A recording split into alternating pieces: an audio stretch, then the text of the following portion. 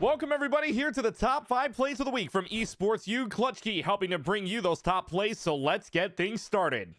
In Valorant, it's the Loyola Maryland Greyhounds taking on the Army West Point Black Knights, taken to map number 1 on Icebox, and the Greyhounds winning the pistol round, so it's looking good for them to go up 10-4, but with the Marshal, it's MIB Police from the Black Knights on the case. At the same time, but that opportunity won't be afforded. Dsung, though, could turn this into a rifle, potentially more. MIB Police from the Raptors doing work with the Marshal and might even present a greater threat. Jumping down with the classic, turn into a right-click hero.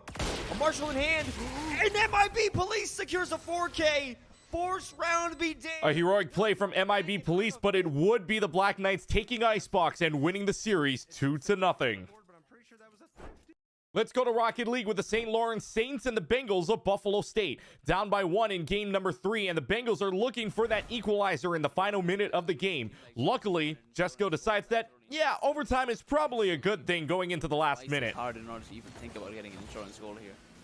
Oh boy, it does feel like SLU as well, just trying to play survival mode. No, maybe they're thriving instead. A good bouncer from Elmo Fingers does get past one defender. Turks moving this across the width of the field. The pinch, finding the midfield here. Good catch from Jesco, putting a shot on target as well. Jesco! Overtime, it would go in game number 3, and actually the Saints would win overtime, but as for the series, it would be all Buffalo State taking the dub 4-1. Overwatch 2 action with the Great Danes of Albany and the Spartans of UNC Greensboro. Third map on Havana, and the Great Danes want to cap first point in just under a minute. But Magix has a trick up their sleeve, and in fact, they might have more than one. Out of here, they want to get that kill, and they're doing it. Jesse, they are doing it. Now Magix is back on the field. Lobs Nick's head. Oh my god. Showing Volks in the business end of that too. The payload is still being contested, and it's all... Oh my... Not only is Magix One a sniper, but the Spartans had a one of their own in the form of a broom, as the Spartans would go on to win the series 3-0. To League of Legends, where the Polar Bears of Ohio Northern take on the Dukes of James Madison. 12th minute in game number 2, and the Polar Bears want their second dragon. On the Kiana, though, Shomi is about to show us what robbery on the Rift looks like. Great rotation onto this. They got the first dragon. They are likely to pick up the second here, and the Shomi can somehow make this work. Well, they're trying, and over the wall, they got a ward and said snipe. And the steal! The steal from Shomi said you only... Dragon stolen, and even with the kill lead, the Polar Bears also got that stolen away. In the end, Dukes would come out with the dub 2-0.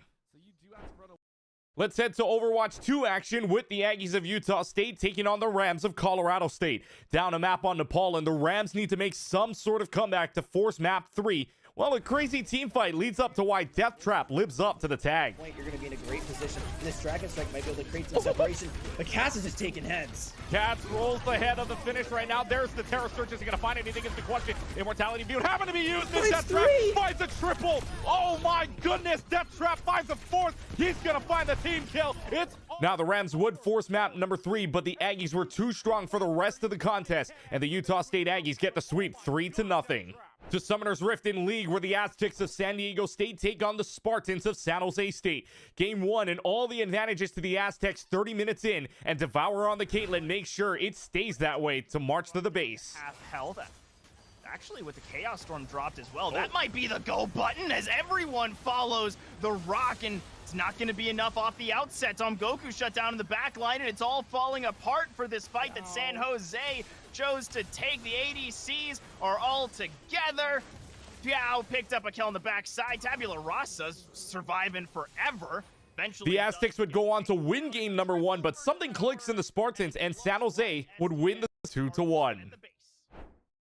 To Valorant with Andromeda taking on the University of Houston Scarlet team. Map number 2 on Fracture, and Andromeda wants to push A site, but Binko is sitting around the corner, and even with little to no utility, Binko just finds a way to make heads roll. 1-for-1 trade, make it 1-for-2 as Slorth takes down Altier, trying to trade for Orchid. Binko now trapped in a corner. They're shooting out the Prowlers, and there's not a lot of places that Binko can go, but now only Slorth being the one peeking. Oh, Binko, what was that? Binko calls bingo on the ace, and it would be Houston who calls game on Fracture as they win the series 2-0. To come through, it's just playing aimbot. And that's it from Top Plays of the Week from Esports U. Thanks for watching, everybody, and until next time, this is Clutch Key signing off.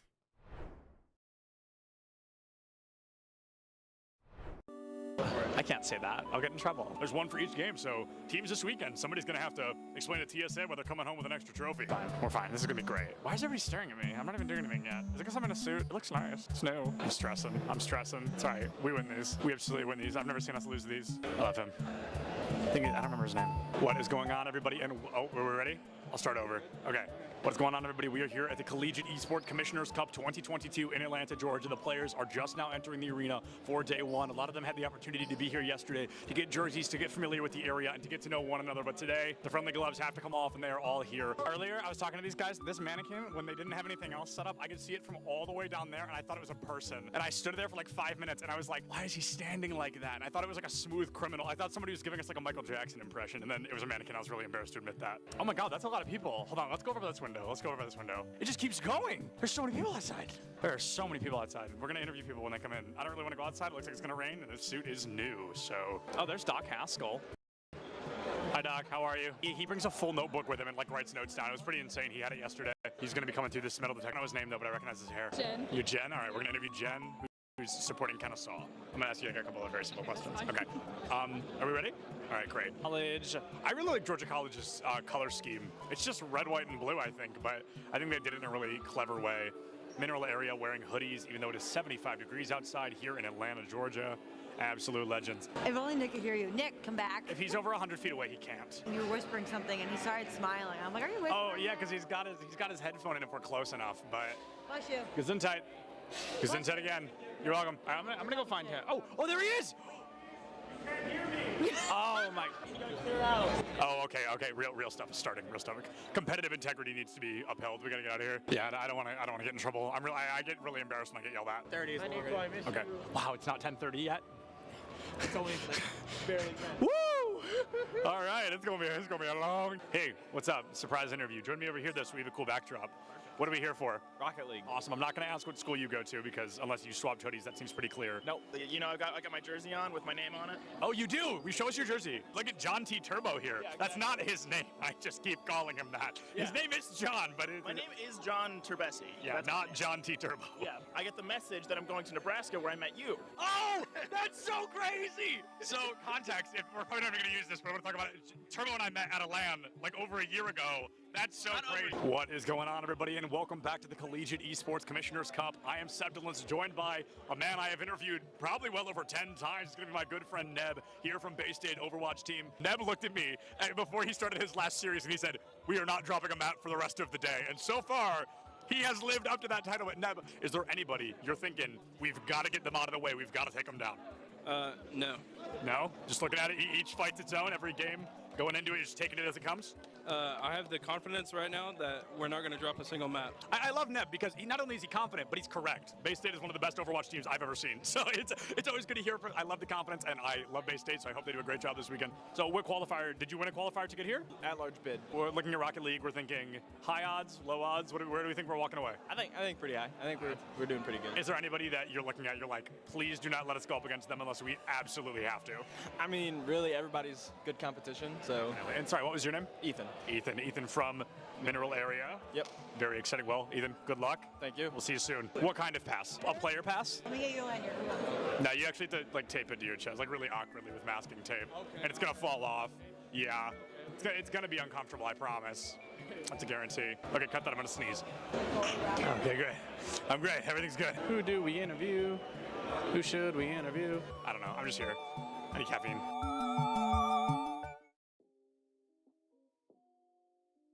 What is going on, everybody, and welcome to the ECAC Top Plays of the Week. I am Sebdolence, and I'm super excited to walk through these with you so you can see all of the great moments we are getting out of collegiate esports. One of my favorite things about these seasons is as they go on, as the years continue to pass, the skill ceiling just gets higher and higher, and the teams get better and better. Starting things off in week 1 and 2, these teams came out the gate swinging. Let's take a look at what they were ready to bring out in these early weeks. Valorant is a game all about risk versus reward, and Sin from NYIT wanted to show us just how much he was willing to risk to get that great reward of a round win. Sort of force to pop off, maybe get a little bit more sniper play, but these direct tight angles make it tough. You have Axorus that actually gets a wall bang headshot onto Prime. Oh, that timing on the paranoia works so well. Yo, give it up for the Util, bro. Sin's gonna pick up 3 into the site. So lurk on its way from the chamber, but unless you're going to spam through this box, you're not getting anything done, and Panda won't even let him get that far. Super Smash Bros. Ultimate is a game that can be decided in milliseconds, and Waka, one of the best players from SUNY Canton A Squad, wanted to show us just what they can do with only a second and a single stock on the board. Sledge option going to be charging forward smash, going a little early. They're not quite getting what you want. Drop shield after first hit, and Pin getting hit by the kick. High percent. There is the stun into Claw.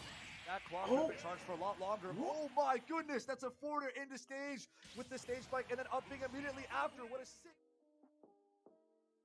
1 point in Rocket League can never make a team feel comfortable, but Driftsy wanted to show us that not only was he going to pick the pace up, but he wasn't going to let his team down. Defensive test with flying colors, though they couldn't get out, and that is the important part at the moment. Clears a must for UA, and it's just not in the cards at the moment. Dripsy! Dripsy connects off the backboard! What a shot! I watched it unfold slowly. You stopped speaking at just the right moment. Valorant is often called a team-based shooter, but sometimes it can't just be about the team. Sometimes you gotta have those hero plays. Spec wanted to spray and pray and was actually able to save the day for SVSU, tying up the series 7-7. Hard B push here, 2 Omens folks coming out. 1, Spec just finds 3. What? Spraying through the smoke? Oh, what, Spec? That's not legal, man. That's not legal. This is match day 2 of the ECAC League. You can't be doing that right now. Spec just goes with the call. Here in this clip, Fanshawe finds themselves with their backs against the wall, 20 seconds left on the clock, and they're desperate to take down Wake Forest. They don't have anything to get through this team, they don't have any weapons on the field, but with Jackie Moon in the wings, at least they had a sniper. Apparently. Guys gonna believe all the shots. Oh, a sniper! Jackie Moon from about midway through. What a shot right here from Jackie. Wow, good eye sniper. Yes, sir. Jackie Moon puts us on the right side. A little bit more to the left. This one would have been... Here in this clip, we're going to get a great moment from a Pac-Man, and as a Pac-Man player, I was super excited to see it. We're going to hear a lot of praise from our commentators giving Mosey those compliments of choosing Snake against Pac-Man, a great counter pick. They were super excited to see a Snake on the field, but even without their blessing, Trollery does not yield. Approach, but like you said, he's trying to play this safe because losing a stock right now for Concord would be really bad, and, well, no! A little bit of commentator's curse there. So we kind of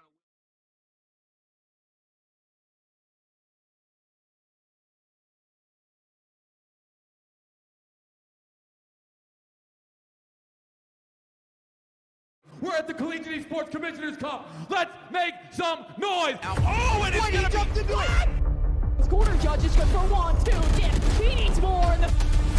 They're doing even more here. You gotta touch the point. Mr. Collins walks it in. Toy Boy is gonna drop. Knife him. Right out front. Yeah, 3, 2, 1, running.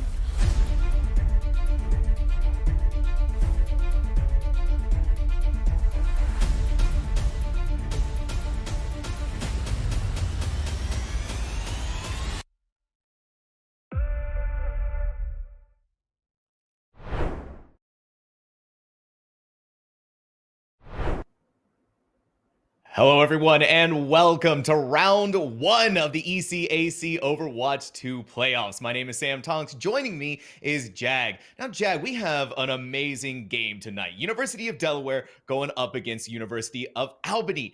And there's a little bit of history, a little bit of a rivalry going on between these two teams.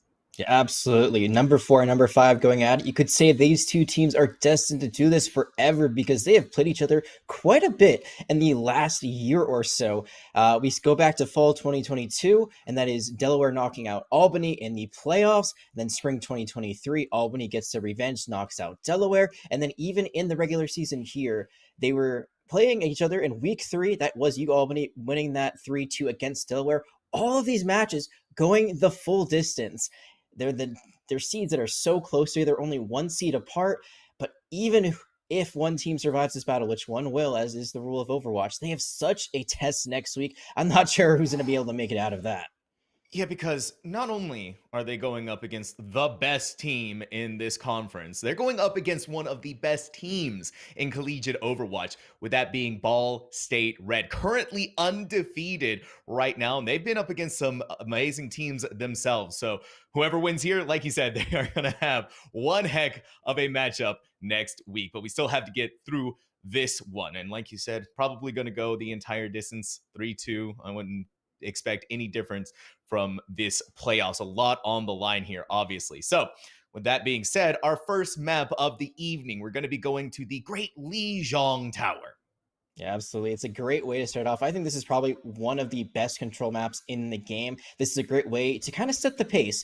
Control can be kind of that weird game mode where a team that might not win the series is able to get an advantage here because of how chaotic this game mode is. I mean, you're basically just running at each other the entire time over that neutral objective, but it's also where you're going to see a lot of strategy come out early because those sub maps, they vary so much. I mean, Day Market, Symmetra TP used to be the way to go. You teleport straight out of the spawn area into the point objective, and then you'd fight out there. Now we see teams kind of ignore that. They usually play for that center area first before they go to the point. Control Center has always been just two teams running at each other in the server room. And we know how Gardens is. You just try to not get booped right off the map immediately with something like a Pharah or a Lucio just sprinting their way out of spawn. So there's so many opportunities. And with a game that we expect to go the full distance, being able to take that first game in the series will give you an advantage later on. Potentially, we'll be able to pick the map later if you do lose, 2 maps in a row near the end. So there is so much at stake in this early going, but it will be Gardens to start things off here. Very exciting indeed. We'll have to see how these comps differentiate. Already we're seeing similar support lineups, but besides that Tracer, a few differences across the board. The key being, I think, the tanks here with Ski on the Wrecking Ball, Rice Viz on the Winston. And then 2, we take a look at our DPS players, Sumerian and Carter. We have a Sombra, which is actually going to be very useful in the impact against Ski. And this Wrecking Ball, Oh, they're hanging out by a literal thread right now, Jack. There's only one way this ball can go, and that's right into the sink. Steph giving us that early game boop. Drawing first blood, not only in this map, but in this series, and that's going to be easy for Delaware to take control of this point first. There might actually be time for them to recontest this. Maybe not. You're actually seeing them swap off the Wrecking Ball completely, going to the Jumper Queen, so never mind there. Carter seemed to have this red immediately. They do go for that Sombra, which should hack the ball. They don't even need that. As you said, it was the Lucio that actually displaces them. But now with this Jumper Queen, they're not going to be running around. They're just going to be running right into them. And you see already, they're taking possession of the point. Yeah, look at how lightning quick they got onto there. Speaking of lightning, Rice Viz trying to put that Tesla cannon to good use, but it's Carter who's getting right into the face with that hack over and over again. Ski can't really go anywhere, do very much. Carter's going to translocate out, pick up the Mega Pack before we look over to TVD, man. The Tracer duel and the battle that's happening between themselves and Llama is going to be one to pay attention. The recall has been activated, and a Kitsune rush already by University of Delaware Sully. University of Albany, they're struggling. They do get control of the point, but for not too much longer, neither team really has been able to find anything. This is actually ideal for Albany. They're just playing the poking game, and now they're winning out in the picking game. Yeah, this is huge for them. They get an ultimate out, and they get possession of the point before this fight even starts. They're getting these last-minute scraps that are going to set Delaware back quite a bit now. They got to reset as they lose TBD, man, so that's another few seconds off the clock. Now they're building up ults of their own. This is a disaster for Delaware. Sure, they will have a few ultimates going into this, but the fact that they gave up the point for free without ever having this fight, I mean, you see Albany, they're already 50% to completing this sub-map. And it was a really rough first go, but Albany really only lost Ski in that initial team fight. And then from that point on, they've just been running away with it. Now they have 4 ultimates to work with. So much in the pocket, a good stick happens. But the sound barrier does come in just in time from Steph. Now we're seeing a back and forth ultimate game going on here. TVD's man's pulse bomb comes up with something a little bit bigger. A tactical visor Sumerian falls to them. Now we're gonna see if Ski gonna put the pressure right back over onto Rice Viz. Nary a little bit of a health bar left that's been taken away from them. University of Albany really wanting to set the statement here on Lijiang Tower that these playoffs are gonna be theirs. Yeah, they're running away with this a little bit. However, the EMP comes in. It's going to hit a bunch, but immediately Sully again, trades on trades. The tank is still alive. Ski still has the Jugger Queen engaged with the ultimate. They don't have possession of the point. They do have the cat. They do have as well ultimates. That's going to be 2. But again, the Kitsune Rush, the Kariko that use it, they're going to fall. That Kitsune Rush has kind of just been a death sentence It's kind of been the, here, we're gonna put this out, now we're all dead. You're trying desperately to keep Ski alive. They're able to shout off just in time. But again, the pulse bombs from TVD, man. Master World wasn't ready for it at all. Blown right back into the spawn room. Now we're stuck into overtime. University of Albany, they're trying their best. But whatever they have left in the tank might be slowly running away. Delaware should be able to get control at this point. RiceBiz being the lossier. Ski somehow still surviving throughout everything. But a great way to start this first round. A little Charlie Niner, Jag. They see nines. Oh no, not like this. Not in a match this important. They were winning that fight. They got ultimates out of Albany. I mean, Albany, they used Storm Eagle's Kitsune Rush.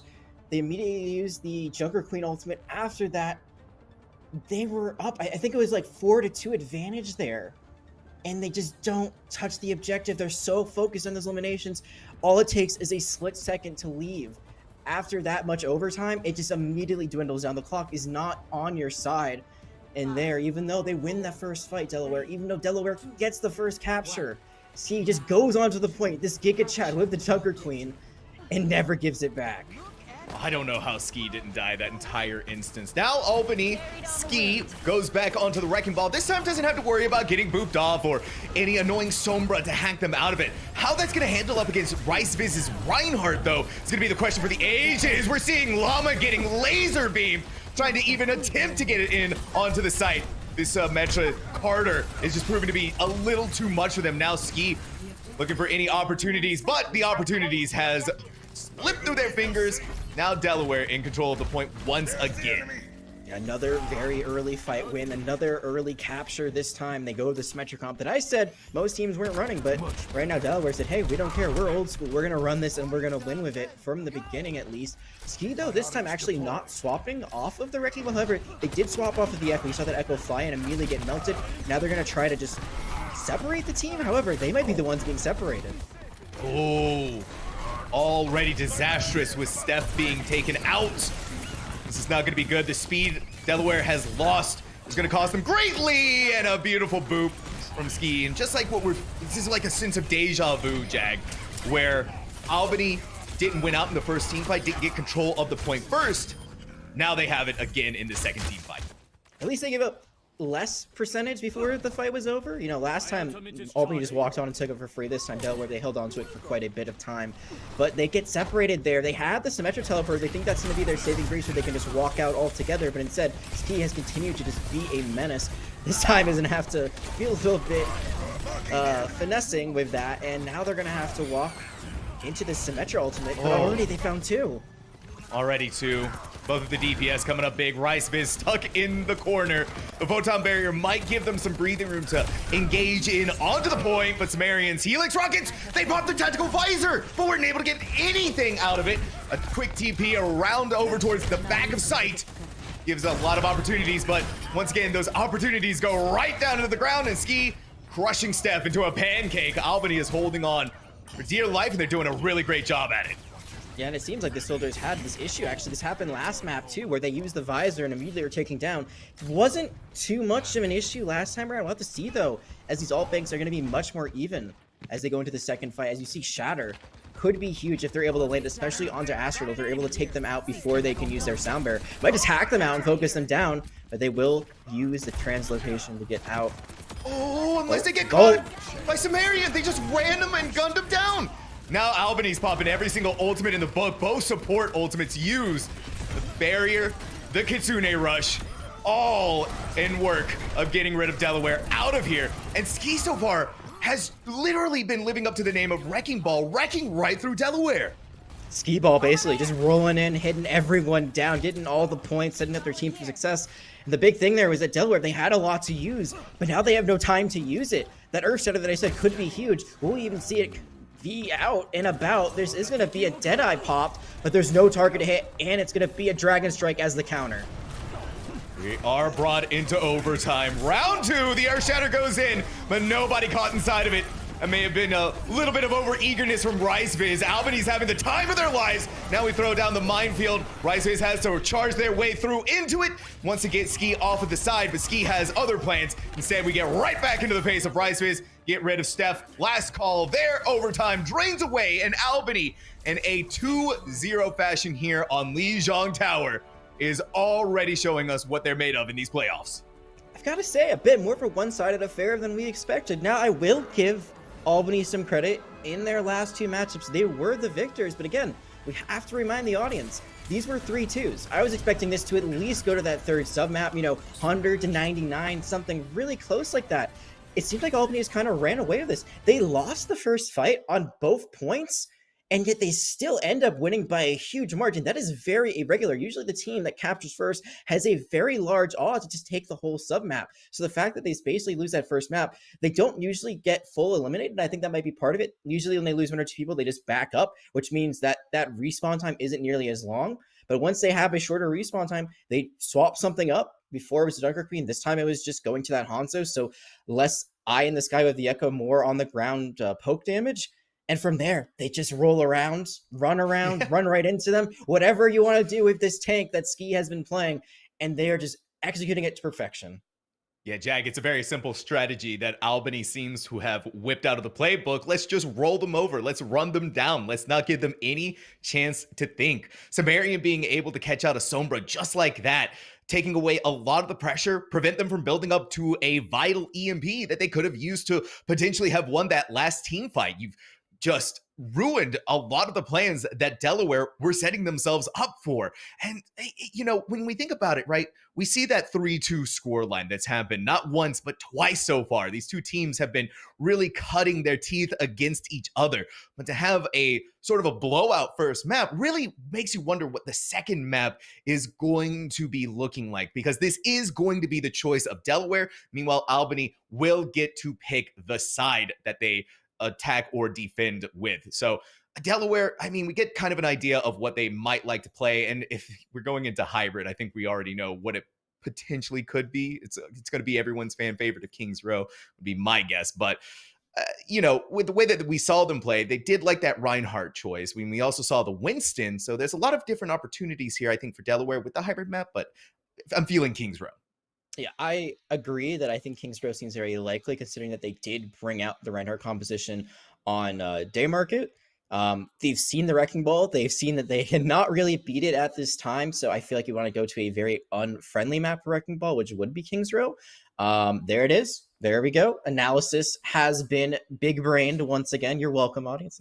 But, this makes sense, right? Like, you tried to counter-strat in the last map. We saw that they played a lot of Sombra into the Wrecking Ball. Did not seem to work. So instead of trying to counter-strat, you are the one bringing out your own strategy here. You're going to run that Reinhardt. We'll probably see the classic Mei, because you have that wall that really cuts off teams at checkpoints. You can cut off their tank, or maybe a Squishy and just kind of focus them down. Usually partnered with either a Cassidy or a Reaper, one of those really high burst, high sustain heroes that you got on your side that can also usually have some movement speed on their own side, so they can get out of sticky situations. That's kind of what I'm expecting to go with, but who knows? I think here, if you're Albany, you got to think, like, do we try to run the Junker Queen again? Honestly, Junker Queen into Reinhardt isn't the best matchup. It also isn't the worst if you can kind of run around them. You don't have that shield to help you per se, but you do have that knife that will heal you. You've got the rally or the shout that will help heal up your teammates and give them that temporary shield. So there's a lot of kind of movement as well as just aggressive tendencies you can do. And so far, Albany has been the aggressor the entire time. It seems like they are initiating basically every single fight. Yeah, the initiation was also backed up, though. That's the most important thing. When you want to go together as a team, when you want to go in for these fights, you really have, it's that pivotal moment where you have to watch out for each other's back, and that's exactly what they were able to do time and time again. And of course, Ski was just having a really great Lijiang Tower. So we look at the lineup for University of Albany. Ski on the Ramatra. Now, Llama wanting to break down the shields fast on this Bastion. And this makes a lot of sense. Ski will not be going with the Junker Queen, instead going with the Ramatra. You do have that projected shield, but it only lasts temporarily. So really, you're going to be trying to create space with that shield and then just burst them down. It's not going to be the Bastion at the end of the day. It's going to be the Hanzo, another great, though, bursty shield breaker. Ramatra just does so much poke damage with their primary fire. Soldier, you're just spraying and praying basically with him. Or they're going to use that shield to try to create some separation again. Sumerian wants to go towards this high ground position, really put the pressure from up above. gonna be skirted away for just a moment, but still the fight happening on top of the statue. There's Storm Eagle getting hit with a magnetic grenade, then finished off by the fire strike from RiceBiz. And already Albany's running into some issues, not able to find much room to get past this statue, but maybe that ice wall. We see it happening time over and over and over again, just how much trouble that can give these tanks. Yeah, absolutely. This is what I was talking about just a moment ago. This wall can be so devastating, especially if you don't have any movement ability that can either just let you climb it up, like Hanzo. If you don't have any way to get around it, you're kind of just done for. You're gonna go back to spawn. There was a very important pick, I will say. It looks like Delaware lost their Baptiste. It looks like now they're escorting them back. So this is actually a great chance for Albany to take positioning, and that's exactly what they've done. Yeah, Sumerian's still in the backline though. DVD man was wanting to get rid of them. They tried their best, but Sumerian's proving to be just a really thorn in the side for Delaware. Now they've set themselves up in such a beautiful position. Anywhere they tend to go is going to be so much pain. And they even Delaware used the amplification matrix, but Sumerian right above their heads is going to be an easy point A for Albany. Hey, there is a chance for recontest, but losing the maze so late, I think you're just going to play for positioning on the point, probably set up in this archway, and that's so unfortunate. Delaware won that first fight handedly, but because they lost their primary healer, because they had to rotate back to get them, they gave up such important positioning on the point that allowed Albany to run back in. TBD, man, might be able to get a cheeky little flank here, maybe take out the Zenyatta, but you gotta think, winning that first fight, you think you'd be able to defend for a little bit longer. Instead, they might get that pick there, but they're now facing a 4.5-minute time bank that they have to defend against. And look at how much difficulties they're going to have to get back and regroup with the team. Needs to win out against Storm Eagle. You make them use the Immortality Field. Trying to shoot that down just leads you to getting shot down. University of Albany now one up in the man advantage is going to be able to continue to push forward that very pivotal archway. There's going to be a swap now to Arista. That archway has been given up too as that swap comes through. So this is not great for Delaware. They're getting pushed back further and further. They are not having great map control in Delaware.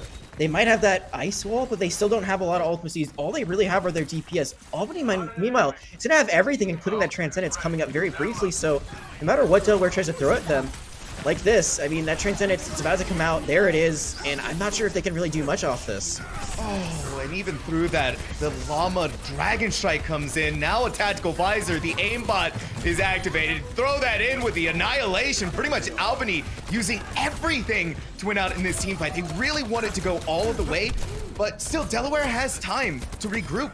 Another questionable use of the amplification matrix by Sully, and I think Albany, this should be relatively simple for them to take. Potentially, I think there will actually be a recontest, as you see that Delaware, if they do have the closer spawn now, so they should be able to take this back, depending on if Albany gets back. I think the big thing for Delaware is you realize, hey, we might have lost that fight, but Albany just used like basically everything except the Zam Matrix. The Zam Matrix undoes them, then it's pretty bad. But if they're able to just kind of kite this, walk it out, maybe get something of the Deadeye, nope, never mind. It's still winnable though with this Orisa ultimate. It is. The Terra Surge is activated. The Immortality Field used, but right through it. Storm Eagle wanted to stay in there. A lot of damage from Llama. He's going to put RiceBiz away for the moment. Now looking towards the backline, seeing if they can get the juicy target of Sully. No more Ana healing. A lot of that has been taken away, and Llama is just all bullseyes to them.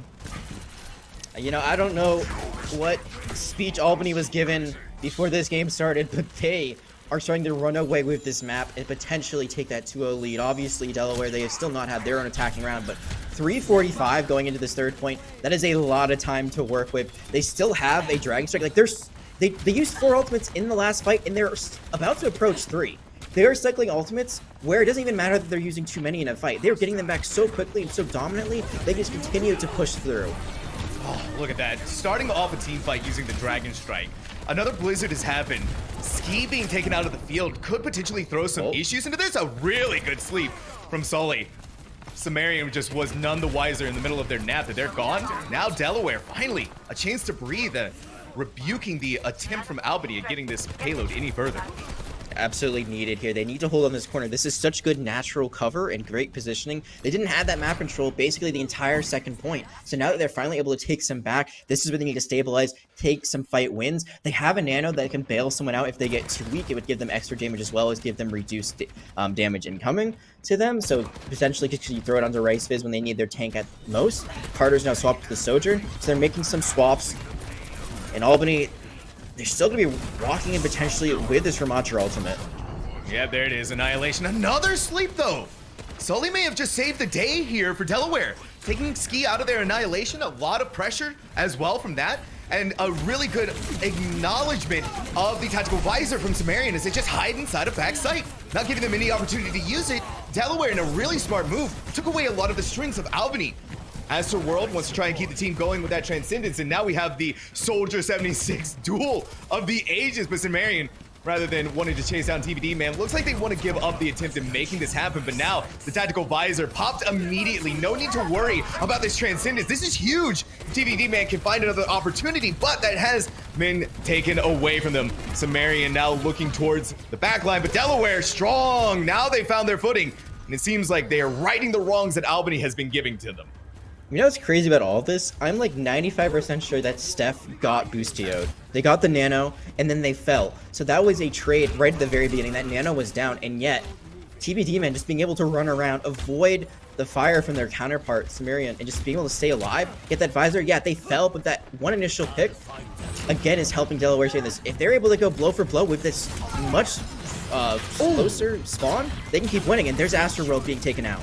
That was a really good javelin onto Astroworld. TBD, man, Helix Rockets obviously being the deciding factor there. RiceViz is having a fantastic hit percentage with these javelins. You're able to just gun down Llama. Now Albany only has a minute left to get this payload to the finish line. What a hold. 3 minutes gone, but you know what else is gone? That sound barrier. That would be critical against something like a Graviton Surge or even a Dragon Strike. The defensive vault is not going to be there for Delaware. They will have a Terror Surge, they will have an Overclock, so they do have ults. The Nano's back as well, so, you know, Nano Overclock could be huge. Ooh. But I gotta question Delaware a little bit, being a little bit too overeager with that defensive ultimate. They could regret that later on, but they are gonna go straight in with the Nano. Oh, you've taken out Ski. Humongous. Now the Immortality Field. Nothing left in the tank. A Nano boosted Orisa in your face. Just walking and pressing W. It looks like Delaware wants to respect that, however. Give up that space and don't push the issue any more than they need to. Not a clean fight when they only get once. There will be at least one last fight. However, Albany, all they have is the tactical visor unlocked. Everything else is still a few ticks behind. Ski has to get the Graviton Surge, has to stay alive. That is basically their win condition at this point. Or at least take out the Soldier and get rid of that Overclock, because if that Overclock hits, it could be nasty. It's the tactical visor Overclock combo, something you're really not expecting, but Sumerian's gonna use the tactical visor of their own. Once again, denied a lot of that until they spot TBD, man. Wanted to take a little bit of a stroll towards the point. Not gonna be strolling anymore. Now the amplification matrix has been used, and there it is. The Graviton Surge. Steph caught inside of this vortexing black hole. Now seeing a easy Ana all by themselves. Albany in this very pivotal final team fight inside of overtime. This could be RiceViz's chance. No, the Nano Boost is not gonna find anything. Sully all by themselves can't stand up to the pressure of Albany. Steph doing a fantastic job at holding things out, but man, you got to think of what could have happened had they held on to that sound barrier for this final team fight. Yeah, and even though that Graviton Surge only hits one, it's on to Steph, and they go tactically for that healer. They want to take that healing offline. They want to take that boot potential offline to make sure that no one gets knocked off the map. It's very targeted, it's very sound, and it's very well played. Still, I mean, on the other side, you know, if we're going to be a little critical of Delaware's gameplay there at the end, you got to also give them a bit of praise because they still held out for 3 minutes and 45 seconds. That was a very long hold to get it into overtime. Sure, that full cap is eventually given up, but it sets up some amazing situations for themselves with extra rounds. If they're able to complete the map with under a minute, then both teams will get time to at least a minute more, potentially to recontest and go again. But if they can finish it with more than a minute, that's a huge advantage. They can outright win the map where Albany would only be able to draw it. So there's a lot of scenarios that they've set up for themselves potentially because of this amazing hold. But can they actually get it all the way to the end? We're gonna have to see as they're going back to the Reinhardt, something that was successful for about one fight, and that's about it. Yeah, it was a lot. Albany's target priority is so important to this conversation when they're taking on this Reinhardt composition. Who do we want to go for, and how do we want to execute onto that? And Delaware, it was like you said, they had a really good first team fight with that Reinhardt, but you really got to think about it too. Maybe it was Carter's May, that ice wall that sets up a lot of potential there. in and of itself. Carter back over onto the Symmetra wants to use the TP, get through this, but Albany realizing that, oh, hey, it's just a Zarya. Maybe we can go in onto this. And look at how much space they've already gained. Ignored the statue completely. Hit with the anti-nade. Riceface needs to back away over toward the hotel. It's Marion again on this high ground position. Spots out TVD, man. A little too far isolated from the rest of the team. That's going to be easy pick'ems for them. And I saw this TP Bastion strat. I thought they were going to just TP the Bastion onto the statue and have him pre-fire from the top of it. Instead, they try to take positioning, which, I mean, Live Orion, sure, why not? But they're not clearing the high ground. They're not giving themselves really a chance for this Bastion to be able to do work. And this is a strategy that I actually used to do when I was in college, the Bastion strat. Just TP them up. It's immediate first point take. No one expects it. Overwatch 2, I mean, if you got something to protect that Bastion like a Sigma, it's easy pickings, but instead, they're getting cut off. They're losing the first fight. No one fell on the side of Albany, so there's no chance to stagger them out like Albany did themselves on their attack. And we've got a lot of switches happening for Delaware. We're really only one TVD man on this. Reaper wants to get right into the face of Ski. Might have been able to actually get the kill, and they're still going to be able to do it. Unbelievable work. The switch from TVD man to the Reaper was just the medicine that Delaware needed to take to send Albany packing and going to be able to get themselves the point. There's no burst damage on the side of Albany, so Reaper is basically free to just do what they do. Run in, Wraith out when they get weak, get some heals, and then go back on the tank. Be that tank burster that we all know and love. Llama might be able to get some headshots here and there, but in general, I'm actually a bit worried for Albany now after this swap has come out. This will be... Yeah, it's going to be a teleport. They're just going to keep going in. I mean, Delaware, they're just like, why not? Yeah, they just want to push. Make sure they don't take the archway. If we can take that away from them, a lot could be gained here, especially with this amplification matrix. A lot of healing is going to have to come through, but it turns out to be Albany's downfall. This one window, the window of death. Delaware looking really clean right now. And this is something that we had talked about on Lijiang, was that Albany was taking all the fights, but now you're seeing Delaware really able to take those aggressive fights themselves. They are getting enabled by this Reaper, by this Symmetra as well, the teleporter. They are just, you know, they are taking space away from Albany when they want to defend, and they are immediately just going in. Delaware, they're going to have quite a few ultimates to use here. Earth Shatter, Death Blossom, Photon Barrier. They have so much to work with. And it looks like TBD Man's trying to be a bit sneaky. This might be perfect for them. If they can get Astroworld's Lucio first, in goes! That's what we wanted! The Death Blossom has bloomed, and it's coming up big. You've taken out both of the supports for Albany. Delaware has nothing. They were able to get off the nano boost just in time on a Ski, but it's not going to make a lick of difference for them. That was a beautifully executed ultimate from TVD Man, and that ultimate has given Delaware point B. I think they heard us. I think they said, hey, we hear you talking about their 10 bank, so we're just gonna, you know, make it almost 5 minutes going to the third point, show them up a little bit, and try to run away with this map. We saw how hard it was for Albany to get any real movement here on this third point. As defenders now, they have a lot to work with. 4 ultimates, as well as this Reinhardt kind of zoned out. Not able to take them down yet, but they are going to throw in the Blizzard. They threw in the Blizzard and the Earth Shatter and the Sound Barrier. 3 ultimates for one team fight that they're going to win out on. But you really got to think about the future for what Delaware is going to be able to bring. But unfortunately, it's the same thing that keeps happening over and over again here, Jack. Steph used their own Sound Barrier, so now they won't have it going into the next team fight. I think that Earth Shatter used by Ski was used to try to cancel Ricefiz's charge. I'm not saying it was necessarily needed there, but I do understand the kind of tactical idea of like we're going to wipe them completely and make them reset. But it was, again, an overcommitment, something that we've kind of seen with a team that is maybe not in the best scenario, the team that's trying to bounce back in. However, Ricefiz immediately going to take one, but it's a trade. It is a trade. Astroworld's gone, though. Look at where this Reinhardt can go without their Lucio. Nowhere. It's just into Delaware's waiting arms, and they're going to squeeze him right to death. Now Delaware gets all of the space to work with. All that space. I mean, Soli has really stepped up, I think, with these amplification matrix. They have created a lot of space, created a lot of damage for the rest of the University of Delaware's squad. And as you see, they are winning fights when they do that now. Albany, they're going to go for a Bastion themselves, and here comes the tank. Oh, there it is. That got scary for Ricefish, just charging right into the turret form. Bastion, TVD Man in the back line is going to come up with a lot of work, and that Earth Shatter is setting things up for TVD Man to be the Reaper, to go and kill everyone with the help of Carter and Riceviz. A team kill happens here for Delaware, and looking very likely like they might be able to get to this finish line. Don't fear the Reaper, fear this man. He just outplayed a tactical visor with his Wraith form to completely take away any chance Albany had on defending the rest of this map. Now they're just in the spawn, Death Blossom and all, not even using it. And this is going to be a capture. Maybe not immediately, but with this Death Blossom, should be pretty soon. They stuck it too! Carter stuck the Pulse Bomb onto Ski in the middle of the Death Blossom. That's just doing them dirty, Delaware. But Jag, look at that time limit, 2 minutes and 42 seconds. We were kind of scratching our head. Where's the fight from Delaware? Well, here it is. Oh, that's a lot of fight. And I was just talking about this right at halftime, right before the side swapped.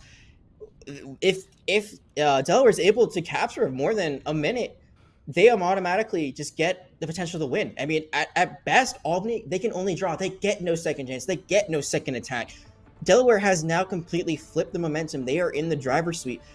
And that's a lot of time. 242 for one tick. It's not even the full point. It is one tick. That is all they need to win, 33%. So one team fight win, and they've got it done. And they don't have to run into this. They don't have to, like, scramble. They can lose 2 to 3 fights, I think, here, approximately, depending on, you know, how long they go on.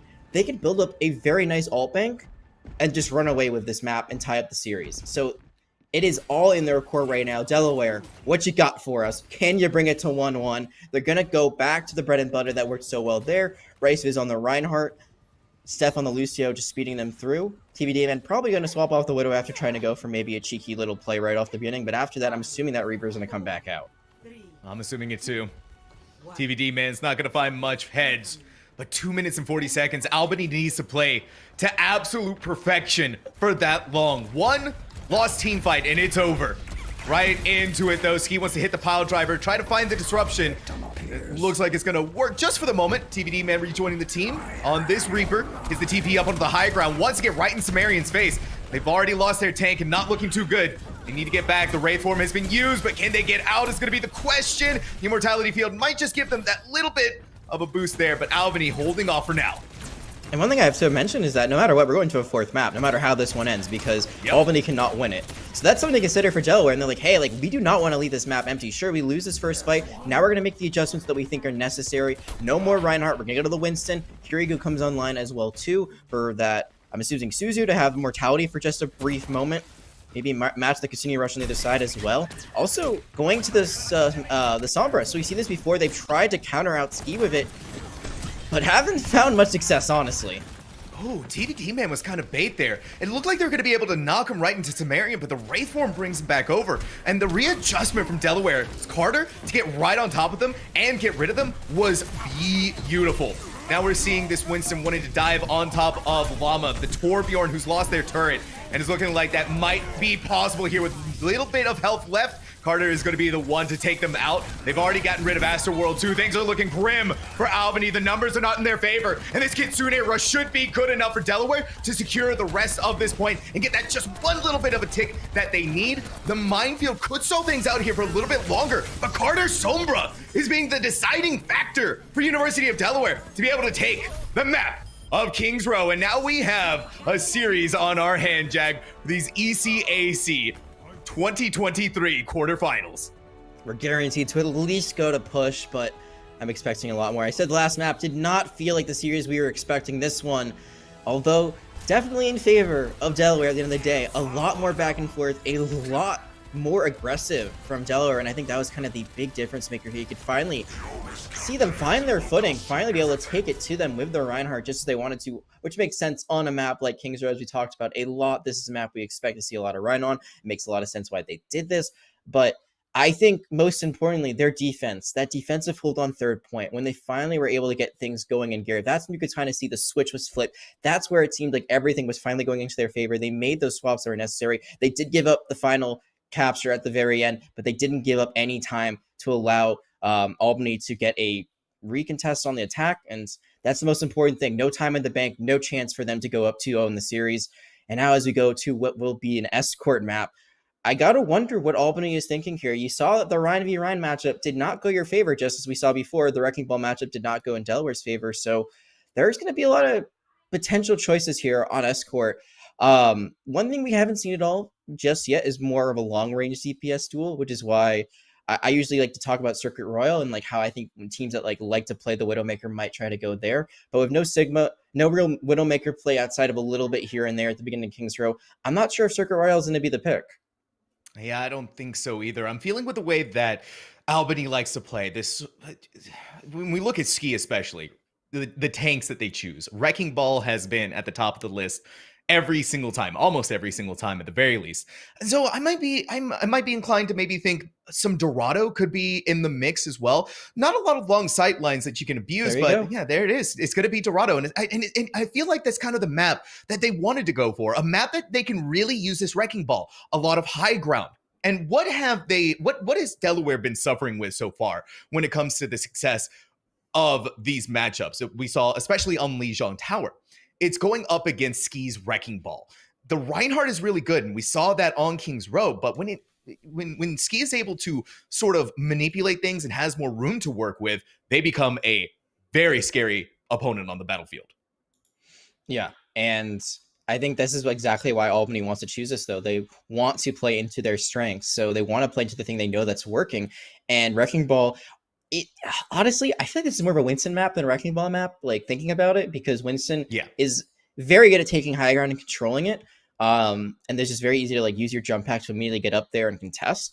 But Wrecking Ball, I could see there's a lot of situations you can kind of roll around and create chaos, which I think is the big thing, is when Delaware looked best was when they were able to play as a full 5, when they were able to run down and play this brawl comp as a one, like basically one brain cell. Like everyone's thinking the same thing, everyone's going on the same target, everyone's playing for the same objective. Albany, meanwhile, is thriving in this chaos. Oh, Ski just rolled through the backline. All right, well, we're gonna go focus out the Torburn that got separated, or whatever DPS they're playing. So this is going to be a great example of which mindset can be stronger here. If Delaware can stay together and not get separated, play as that pack that was so successful previously, or if Albany can go back to how it was in Lijiang and immediately just pick them off one by one when they're all running into different corners.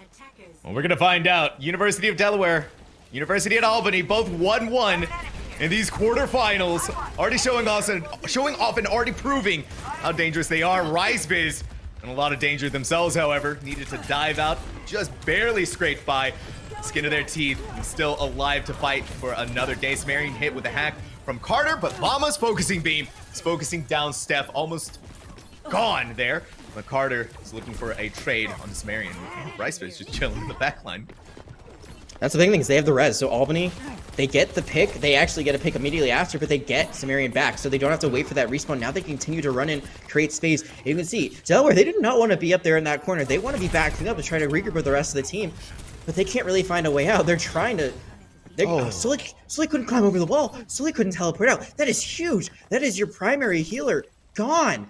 That is actually one of the biggest individual picks I think we've seen thus far. This might just be a free capture after that. Yeah, look at Delaware. They're not even attempting. They're being bullied off of the point. And this is like potentially a free take. Not if RiseBiz has anything to say about it. With the help from Carter, they've been able to find something there. You do get Astroworld, but both of them going down, there's not much to hold off this Albany attack. Point A is going to be theirs, and now 5 minutes to get to point B. What were we just saying? You cannot get separated, and you can see them time and time again. Delaware, they do not know where to go. They do not know how to stick together. Even with their Winston in the vicinity, they are kind of just running for the hills, running for their lives, and they are not getting out with them. Albany, they get so much time, like you just said, so many ultimates right around the corner too. Already the minefield ready to go, and now this high ground will be controlled very well. As I was saying before, I still think the Winston's a little bit better for controlling this high ground, but if we're able to just use, you know, your natural kind of given space that Delaware continues to give you as they give you more and more respect, you can get these picks. You really do have to keep an eye on Astroworld, make sure they don't get the revive off, or you just chill out here on the high ground. Go for all the kills that you can. Booped off of there. TVD, man, needs to readjust and make that happen very quickly. A very dangerous moment for Steph, but Llama's focus with their focusing beam is unreal. And how they're able to capitalize on these situations. Albany more than likely looking like they're going to lose out on this team fight, but still has a couple of ultimates to go into it with the next one. Really only committed. Yeah, okay, never mind. All right. Looks like they're going for this. Yeah, they're still going for this, and it might actually work out well for them here. Ski hits the power driver onto TVD, man. Now Llama, popping the Primal Rage, wants to try and create as much space as they can. University of Delaware is going to start committing a lot of ultimates of their own. The Valkyrie and the Kitsune rush. We still have RiceBiz in control with their Primal Rage. Things start going sideways. Can turn things around on a dime. And a really good moment here from Storm Eagle to hit the Swift Step. Carter's execution to get right on top of them is unbelievable. How they do that time and time and time again. Somehow Delaware holding off the attack of Albany, where things looking like it was going very poorly. Talking about the one brain cell, looks like Carter going to the Sombra might be the key to making sure that everyone's on the same page. Once that hack target comes in, you see the target focus has been immaculate. They immediately are able to mow them down. Ski is not going to get out of this. That's a huge amount of time that's going to be killed off the clock now. Oh my god, they started with 5 minutes down to 3. That last fight, I got to say, a bit crazy. I think the big thing is Ski tried to pile drive on the high ground, miscalculated it. And that high ground control, that's why I was saying the Winston is better at taking it. If you're not able to get up there as a wrecking ball, how can you contest the Soldier 76? You can't. You just gotta hope that you can get up there, roll them off. But guess what's happening the entire time you're doing this? Carter gets in the back line, pops the hack onto Astroworld. No more mercy, no more worries about res. Now TVD, man, gets to use... Oh, they're hunting them down. This hamster's not gonna be able to go anywhere. The tactical visor wears up. They still have their healing station to keep them going. There's not much left that Storm Eagle can do to keep their tank going, especially not when they're hacked. That is going to be a rough stagger for Albany and Delaware. Looking really good. And this high gun control, I mean, you did see the roll through. You did actually see that TVD man got knocked up and immediately just runs back, is pocketed by Steph the entire time with that visor. Delaware, they're controlling this high ground very, very well. And finally, Albany are going to try to match it. They will go for Winston of their run. This is the right swap. Hopefully not too late for them. That jump not going to land the way they want to. So he has struggled a bit at getting up actually to contest this, but the EMP is going to come in. Oh, that EMP got everyone from Albany inside of it. But still, even through all of this, Albany is not giving up. They're fighting back and they're going at it as hard as they can. And Delaware was just not ready for this. They thought that EMP was going to be good enough to crumble the morale of Albany. They've rallied themselves back up and they're going back at it. They just didn't commit enough to it. There was only 2 that engaged, the Sombra as well as the Winston. They were kind of on their own. They will get a recontest here, but they'll be running right into the Kitsune rush. They're going to be able to use one of their own and to pile that on top with a Valkyrie. A lot of healing happening. Sumerian not expecting TVD, man, coming. And all on the backs of this one player. 3 kills, 2 kills already, rather. Got a little over-eager on that call for the third one, but the duplication from Llama saved their lives just in the nick of time. Now we're going to see what this tactical visor can do. It looks like they're going to deny a lot of the vision here, especially with RiceBiz instead of that Primal Rage, but it looks like it's going to be good enough. Llama turning out to be the more supreme Soldier 76 on the field, even inside of the duplication. Whatever you can do, I can do better. And I really wish they kept that line from the April Fool's Day event. I mean, those lines were great. Like, I wish they kept all of them, honestly, but that one in particular was great. It just, it comes down to that EMP, not hitting the mark, not having enough people there. They do get a recontest. It's a bit discombobulated, and they aren't able to finish off Albany in time. Ultimates come back in. Llama gets the duplicate. They get the soldier. Ski's able to stay alive to get the Primal Rage. Asteroid's able to use their Valkyrie. So all these things they could have had if they got a little bit better target focus in that last fight are used and able to get them across the finish line for that second point. Now, though, Delaware do have the high ground. They do have the positioning. They have the tactical visor. And they're going to have to go up against this Bob. Yeah, there it is. That's Bob, by the way, not Fred. Just gotta really hammer that one home. Already onto the high ground. University at Albany wants to dislodge them as quick as they can. They realize that is their victory card. If victory is looking more and more likely with how they've been playing, a quick revive comes in, but RiceBiz gets hit with the laser beam and he's getting hit hard. Now Ski built up towards the Primal Rage. He's so angry and it's gonna punch TVD man right in their Soldier 76 face. Albany looking so good. Struggled a little bit, but now coming back and fighting for him. Seems like the gears are turning once more. A really quick first point, second point they struggled, but now with less high ground to contest and the Winston swap, they've just been able to run everyone down. But the EMP! The EMP, it's happening again though, Jag! There's no commitment! The only one there is RiceBiz. Thankfully they get healed up. And it's even better, even better news here for Delaware, the fact that they got those kills. How much were you able to get out of it with just the 2 of them? Could you imagine what more you could have gotten had the entire team been there? Good enough anyways, at the very least. Yeah, it would have been a much cleaner fight, and you got to give it up to Steph. Steph saved Rises. If Rises falls, that fight immediately turns on its head, and it's actually very winnable for Albany. But instead, you got your Mercy there to pocket you. They build up their Valkyrie, didn't need to use it, so they could save it potentially to pocket this tactical visor. It's looking very good for Delaware right now. I got to say, the odds of them holding and not letting that third capture point come through are looking very, very good unless disaster strikes. Unless disaster strikes. Llama hanging in the air for just a second with that duplication. Is going to be on to the Winston. They know exactly what they want to do. Hit the Primal Rage. Disrupt TVD Man as much as you can inside of the tactical visor. And it's going to be successful. They find the Mega Pack. But again, history is repeating themselves. Stuck inside of the corner in front of a Primal Raging Winston. Thankfully for them, the duplication has gone offline. And now they get to hunt down Llama. Like the Echo they are.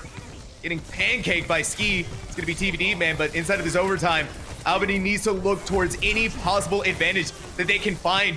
And then Delaware is not giving them any whatsoever. Another Primal Rage happens. They don't touch. And the overtime ticks away. Make that the second C9 for the night.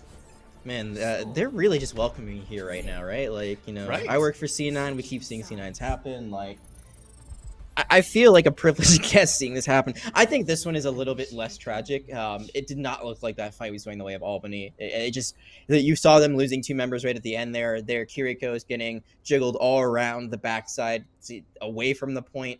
I do not think Delaware was able to get that, or Albany was able to get that one through at the very end. But still, overall, you can see now, like, there's kind of like these highs and lows that both teams have had. Originally on Lijiang Tower, it looks like it was going to be Delaware, you know, losing this series potentially 3-0, but they've been able to battle back. And we've seen, especially on defense, there have been times that they have just absolutely soared through, and then other times that they've just not been able to get together.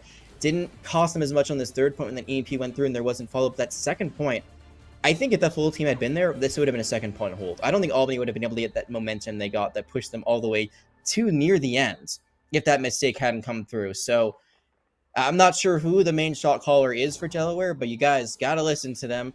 Got to listen to Carter when they call there about the EMP, and you got to jump in on it. It is one of the best team wipe ultimates in the game that increase damage, and just not being able to use abilities for a few seconds, that is huge. It is huge. Soldier 76 forgetting how to sprint.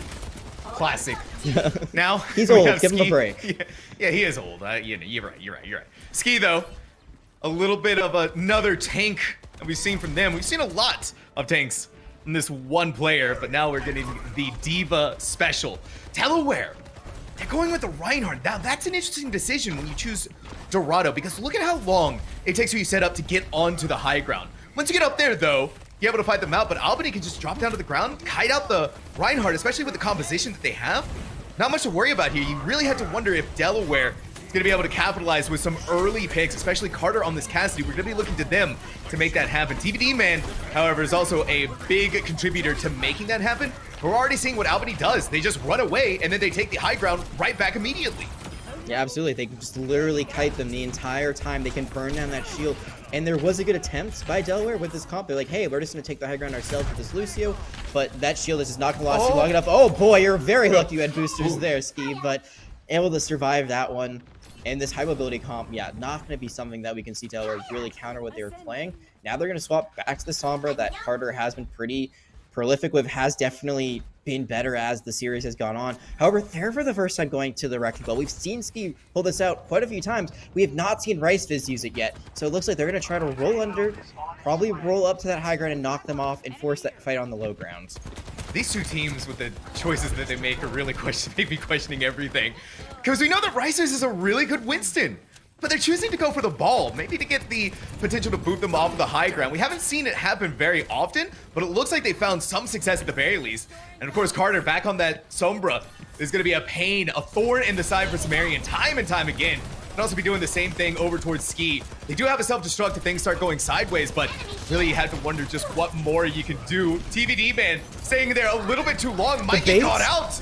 Oh, but the tactical visor happens. TVD Man can't get out. Hit with the aimbot, and Albany finding the big pick to scare off Delaware. I feel like this is like a anything you can do, I can do better scenario. The real victory was the main tank difference we made along the way. But right now, we are not seeing Riceviz having the same success. They are very close to that minefield. So they did a lot of rolling around, a lot of damage, but not a lot of elims. I was very impressed by that hack that came on Ski. I think that was like they were tactically like bringing them out to go for the hack, but not able to find the picks, not able to find success. And now Astroworld's going to pop. The Valkyrie is going to be Storm Eagle as well, the Eureka Rush. Going right into there, and then body blocking Ricebiz when this hamster just wanted to roll away. Nothing to be found there except for the jaws of Albany. The series has been so back and forth so far, Jag, and what a night this has been. Absolutely. It has been a hotly contested match so far, but it looks like Albany actually might be able to get a full hold here on the first point. Now, there are a lot of ultimates for Delaware, the minefield used, but everything else will be ready to go here. So I'm looking at Llama to see what they try to duplicate, maybe try to go for that Zenyatta Transcendence copy, but it's not guaranteed they'll get it. They're going to use the Visor into a D.Va that has Defensive Matrix. Into the Defensive Matrix. We're seeing this again. The EMP happens from Carter. They get 2 out of it. But then you had to wonder, what would have happened had TVD Man been there with that Tactical Visor? This would have been so much cleaner. In fact, they're still finding this out, trying to win, but not finding much success. You're gonna get back over to Ski, so dangerously low, but there we have it. The D.Va gets demexed. Now we get to beat up this baby, D.Va. There we have it. Now, Delaware finding some success once more, but Albany should have enough time to recontest here. Yeah, just enough time. Self-destruct was thrown out, so that is another win for Delaware, not having to deal with that ultimate. They still have their defensive ultimates from both supports. They swapped to the Reaper too, so a little bit more burst damage onto the tank. SP has now swapped on to a Wrecking Ball of their own, but this duplicate, it's going to go in. It's going for the Sombra. They want the EMP. They want the EMP. Storm Eagle being taken out is going to be disastrous.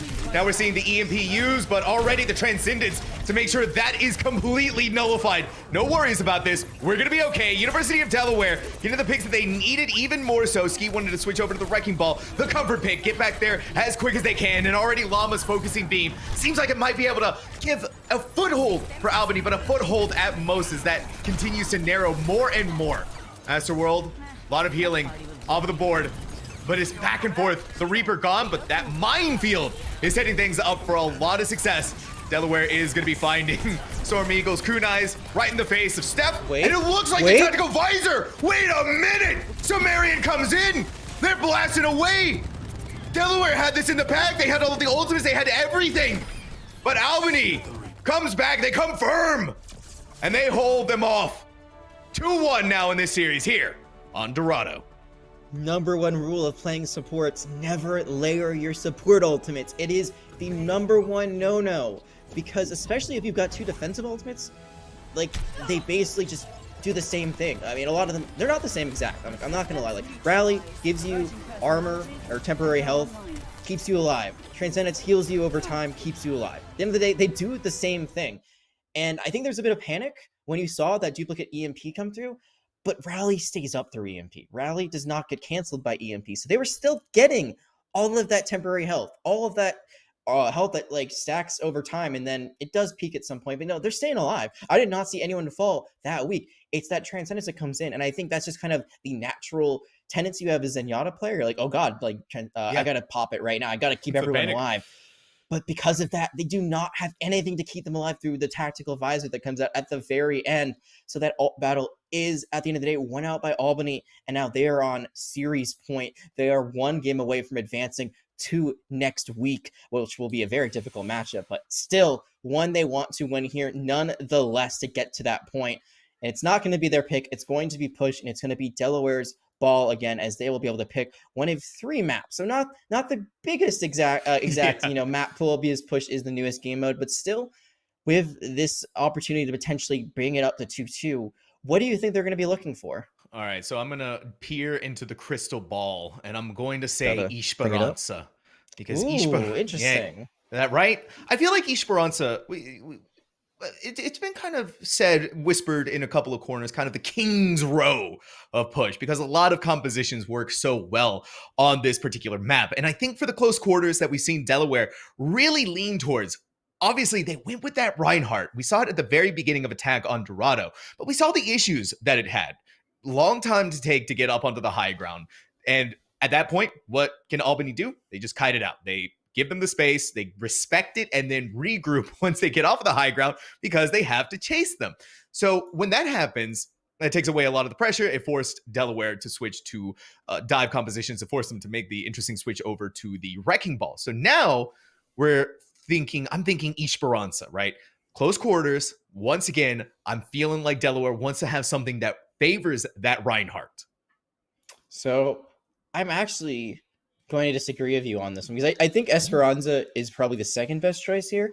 I would actually say I think Colosseo is the best choice. Yes. I think Colosseo, because it's exactly what you're talking about. It has that close quarter combat, and I don't think high ground is nearly as valuable as it could be on Esperanza. I think that's the biggest difference for Esperanza is that high ground is usually hotly contested. There it is, Colosseo. Usually it's ignored, honestly. Even like defenders will hold it for just a moment, and then generally they'll just have to play the low ground to contest the objective. So that's why I was thinking it. I think it's a little bit more Ryan favored. I do agree Esperanza would have been a good second choice, but I think this makes sense for what we've seen Delaware play for the most part of this series. Now, can they actually execute it and bring it to that map too? Everything in our history says yes. Every match that we have seen recorded in the last year essentially has said these two teams will go the full distance. But with Push being the deciding factor here, I mean, Push is such a chaotic map mode. I say Control is chaotic. I think Push might even be more chaotic. Push has that logic being thrown out of the window when it comes to it sometimes. We want to get off of the bot to be able to win on the next team fight. Give a little bit of space and then come back. So that way we're in a better position so we can go further. It goes against all of the logic of what Overwatch is about. And I think that can throw players for a loop sometimes. But that's kind of the beauty of Push, is that it throws everything into the garbage bin and says, here's our rule, playing by them. And if you don't, well, it's going to be that much more difficult for you. And for this to be kind of the deciding factor for Delaware, right? If they lose here, then obviously Albany wins. But if they win here, that's going to be, I think, even a bigger victory for themselves to be able to win out in this new game mode. And something that, mentally speaking, when we go into our map 5, which is going to be very exciting, that little bit of an extra edge that they can bring to the table. Absolutely, but one advantage that will be Albany's if they lose map is they will get to choose. So there is that kind of like storyline I started at the very beginning where, you know, if this does go to map 5, they will get that map pick. So they could choose something that's in their favor. I want to go back to one thing you said, though, just a few moments ago about getting off the bot and not letting it move. That is something that my fiance, who she is Grandmasters player, has yelled at me and my friends extensively about when we play quick play. She's like, why are you giving them an advantage? Why are you getting them closer to the bot to contest this? Why are you allowing them a chance back in? It does kind of go against any logic you've ever played Overwatch, and there's a lot of resetting. There's a lot of times you give up the bot to give yourselves better positioning. So it's such a different tactical game than we're used to. We're going to have to see who executes it better, as Delaware, as we expected, going of that Ryan comp back to the tried and true May wall someone off comp, try to focus someone down. Albany going with the Orisa. We saw, I believe, Delaware actually pull out an Orisa themselves, but we have not seen Ski, I believe, on this hero just yet. Whew. All right, more adjustments, more tanks, and the tank pull for Ski, pulling out almost every single one of them, except for, I think, the Reinhardt at this point. And it's looking like Albany may have been the right choice. You're seeing the Delaware not really wanting to poke in onto it until the bot activates. And Llama spilling the first blood here in these very pivotal map. Because if Albany wins out here, then they take round 1, these quarter-final playoffs. And a spear, javelin spear right into Rice Viz, into the arrows of Llama. Albany winning this first team fight, gonna get some very valuable bot push. I always call it the cart too, don't worry. It's just such a hard adjustment. See, even we're not used to it yet. Oh my god, these javelins have been massive. I mean, they're just mini Doomfist punches, essentially. You can stun someone into a wall, you do quite a bit of damage, you can hit someone out and then put them in a position they don't want to be in. And Ski, as they have been all game, has been such a decisive factor. The Orisa swap has not made a difference, but this Winston swap might make a difference. It might, until you get slept. Carter takes down Storm Eagle. Now there are no more tanks on the field. This is ideal moments for Delaware if they're able to continue to convert into kills, which so far they've been able to. Sumerian wasn't expecting a Tracer right there in their face, but Carter was more than happy to get the execution. Albany, as soon as they got that bot, kind of lost it. Adjustments on adjustments on adjustments. They were not prepared for all these swaps that Delaware made to this comp. I think the only thing they really kept were the supports. Yeah, everything else was changed. That's how Soy was able to build up such a quick amplification matrix. Now Albany, they have to find a way back, and they will have quite a few ultimates of their own. biggest thing to note is that there is no immortality field for Suzu for this pulse bomb. That was so scary for Steph. You were skating right into lava. That could have been a disaster, and it still might the more they're in the air, but enough damage was done to Riceface. It's still going to be Carter running right into your face. This tactical visor is going to change everything, and Carter even used the pulse bomb, wasn't able to find anything against Albany. This bot is going back and forth, and at this point, it's going to get dizzy. Huge fight win. Sully has to reset. Carter is kind of caught in no man's land, and they know that Carter's around here somewhere, so they're scouting for them. There's not going to be any sneak attack here. They will get out eventually. That means more time to get a burn to try to recontest the team. Nano's going to be used immediately on the Orisa. And you're just going to be right in their face. Press W, hit the Terror Surge, see if you can get Steph inside of it, but that was a really good protection, Suzu, from Sully to allow their Lucio to escape. Albany got a lot of cart presence and a lot of bot space. I keep saying cart, but there you have it. They get the capture, though. It's only a few meters away. Do they contest this? No, that is a free capture. So that is a huge advantage now as they get this pick as well, but now they'll have a better spawn. Oh, my word. The Death Blossom happens for TVD, man. Astroworld, guess what? Gets off the sound barrier just in time to take away the Blossom and just give Delaware death. Albany gets the forward spawns. They get the picks. They're getting everything in the pocket. Delaware looking rough. Because of that capture, I mean, there's a few last second picks, but Astroworld has speed boost, can wall ride, they'll get back pretty quickly, and they're even closer than they would be originally if they hadn't been able to get that capture before they fell. So, I mean, you gotta be careful if you're Albany. Maybe not this aggressive if your ski could immediately fall if they're not able to rotate. This is actually very awkward. Yeah, they're not able to get back on top, so this should be a fight win for Delaware. Oh, Riceface desperately wants to get Llama off the field. A lot of that burst damage taken away. The bot now moving backwards, but still, Albany has those forward spawns. Delaware having to win out in a couple of team fights in a row is going to be a tough order for them. But at the very least, looking at the ultimates for both teams, Albany getting close, but Delaware still, I mean, has one of their own. Winning that dry fight, getting the bot back, so now there's no spawn advantage, but now they're going to be running into a Terror Surge. Oh, there it is. The Terror Surge popped, and the anti-nade to go along with it. Riceface stuck. Looks like they're able to make that adjustment to get back with the rest of the team just in time, but Carter's not going to be able to say the same thing.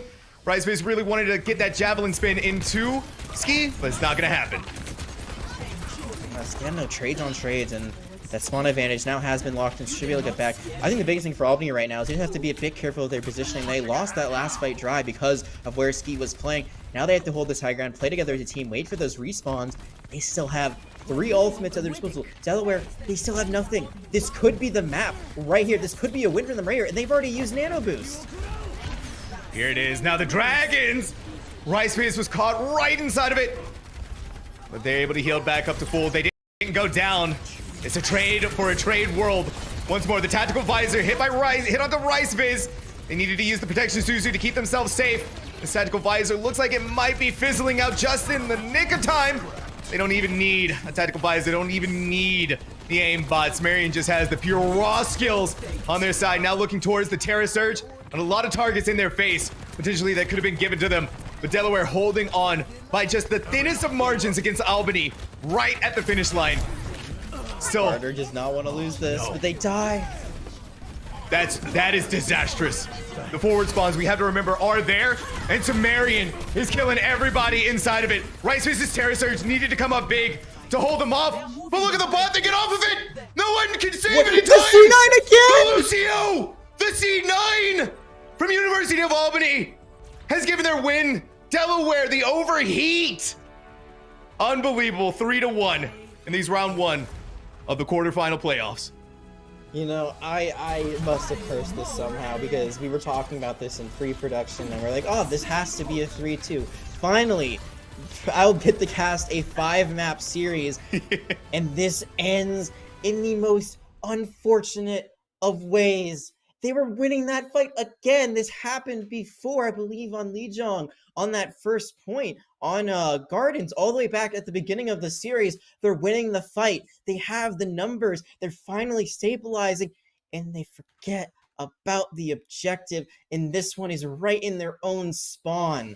It is so unfortunate. It is heartbreaking, and that is just the way the cookie crumbles sometimes. I was going to believe that Albany would win this because they've had the better series. Their most recent series, they were able to win those two, 3-2 in both of those. But this one, they're able to eke it out a little bit sooner. They are able to do a little bit of an upset as they were the number 5 seed versus Delaware being the number 4 seed. So tiny upset, and they are able to advance to the next round against a very hungry Ball State. Very hungry. That's kind of going up against the final boss already in the second round. So I am not envious of Albany, but I am very happy for them tonight being able to take the 3-1 against the University of Delaware. But that is going to be it for Overwatch, but we still have Rocket League to go through here at ECAC. So make sure you stick around to watch that.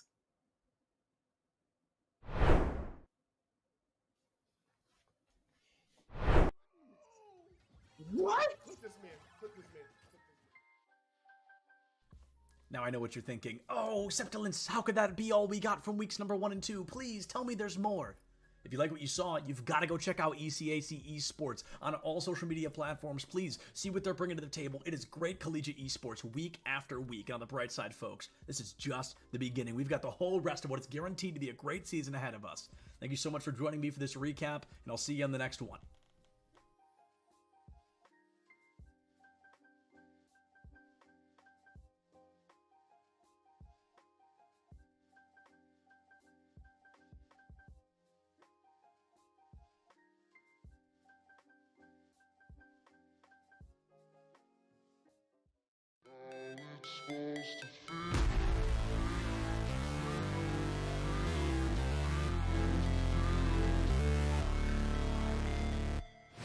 Never break, always fight, never quit, do it right, play the game, win it life, have no shame, there's no time, feel the pain, live the grind, I could change, in my mind, pick a lane, commit and climb, the only way to win it life, I never miss that fact, is that we don't have these preconceived notions, and we're willing to listen to our membership and read the room, read college athletics and how it's connected and how it's not, and take what we have expertise in championships, but also throw out some of the other stuff. I remember when we first started, there were some conferences were applying their amateurism rules to all of their esports competitors, and I think we knew enough to know that no, that's not going to work in an esports culture. It's got to be very different. And by the way, the NCAA was going in a different direction. You could see that Train had already left the station on that, and so it's an incredibly dynamic area and ever changing, and will continue to change. And just as we didn't know when we started what it's going to be looking like, I think similarly we still don't know what it's going to be in another 5 years. I know enough to know that all of us are still going to have a thriving esports program that's doing a real good service for our members and for our competitors. But we still don't know necessarily what some of that is going to look like, and that's pretty cool about it all. Let me ask you this, because you all are used to dealing with your athletic directors, and each of them are dealing with what's in front of them in their athletic departments. My guess is at least some of your schools are that this is not necessarily operating within the athletic department. And can you talk about how you navigate that in a conference office, and maybe the best way to handle that, or do you have preferences? Do you try to steer them one way or the other? And just talk a little bit about that, if you don't mind. Sure. The majority of our schools are not under the athletics umbrella. We have one institution that perhaps by next year will be under the auspices of athletics, but most of them are in other departments across campus. Right. One of the things that has helped us is that we have support from the president's office. And so in order to participate in Mountain West events, you have to have an adult non-student administrator that oversees that, the eSport program. And that's where we get assistance with, eligibility checks and, please complete your roster, things like that. I don't know in the future, and it depends on, who's sitting in the athletics director's chairs, whether or not more esport teams will go under the umbrella of athletics. and I'm kind of indifferent in terms of whether it should, because I don't want esports to go down the road that some conventional sports have gone down with the NCAA. So we have a unique opportunity to kind of craft esports in a way that fits what esports is, as opposed to trying to fit it into a conventional athletics box, so to speak. Right. You know, I think the success of our program and getting participation is exactly that. The fact that we're not tying it in necessarily to athletics and NCAA eligibility. Like Carolyn, we probably have 3 or 4 schools that are under athletics.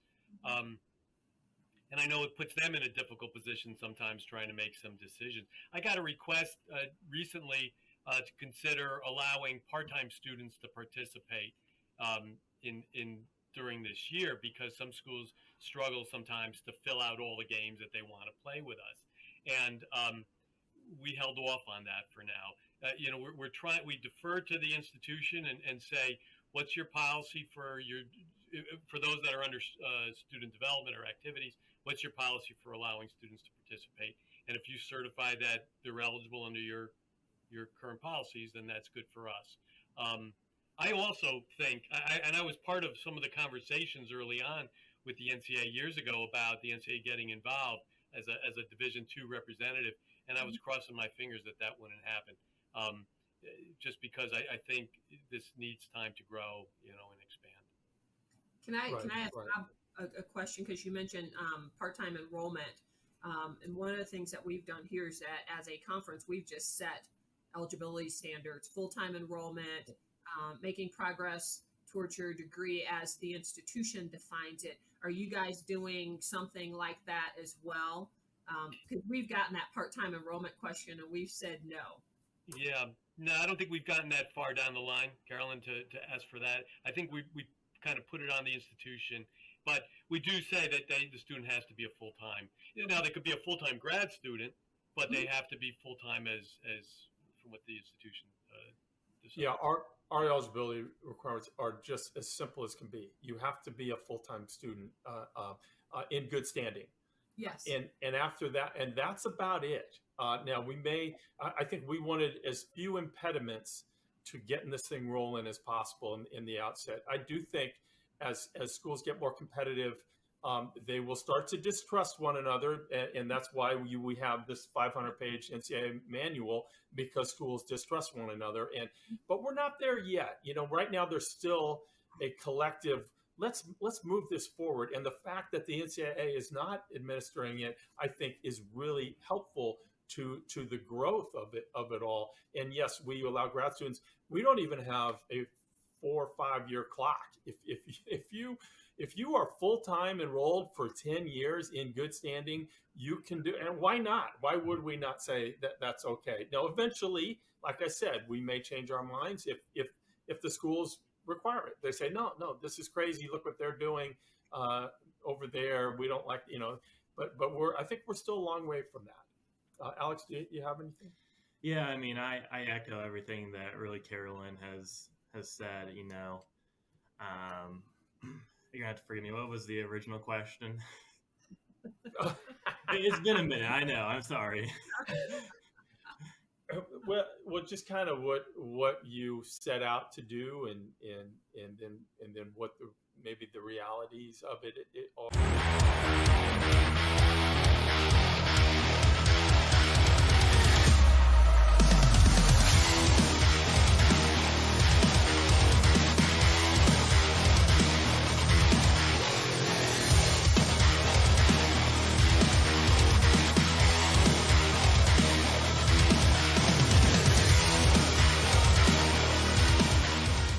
https://twitter.com/Septilence. Don't put that in. I'll get in trouble. So that's That's worth it. Did I get too close to the camera on that one? A little bit too close? Should I back up a little bit? Okay, sorry about that. My bad. I've been awake for probably close to 32 hours. Like, I have to like hold my keyboard like the normal way, because if I do it, I feel like I have arthritis and I hold my keyboard like that. It blows my mind. I can never do that. Like, this guy right here, he's got his keyboard like off at an angle. His isn't that extreme. There's a kid all the way down to the far end who has his keyboard all the way at like a horizontal. That's really cool. They're going to be at that table right over there. Public information? Oh, I don't know. This isn't live, so it doesn't matter. It's not live, but like you and I know. Yeah, we know. I'm not going to tweet it. Awesome. What game do you play? Smash Bros. Who do you play? Is it embarrassing? Is it like Villager? Yeah. Is it Villager? Am I spot on? Oh my god. Is it the Ice Climbers? No. Is it Game & Watch? No. Is it Pichu? No. Is it Wario? No. I can keep going. I think I can name every character in the game. Is it, did I say the Ice Climbers already? Yeah, you said them. Is it them? Is it them a second time? No. Okay, alright. Oh, is it one of the Links? Yes, it is. Is it Toon Link? It is. Oh, that is pretty embarrassing. That is rough. Who do you play? I'll give you $20 if you guess correctly right now. First try? Give me a single hint. It's an obscure character. Obscure character. Not played very often. Is it Wii Fit Trainer? Oh my god! I'm the interviewer for a reason, baby. I do what I do. I don't need the money. I appreciate it, though. I appreciate it. So Bowser Jr., Wii Fit, and I forgot already. Are you all lying to me? Am I being gaslit?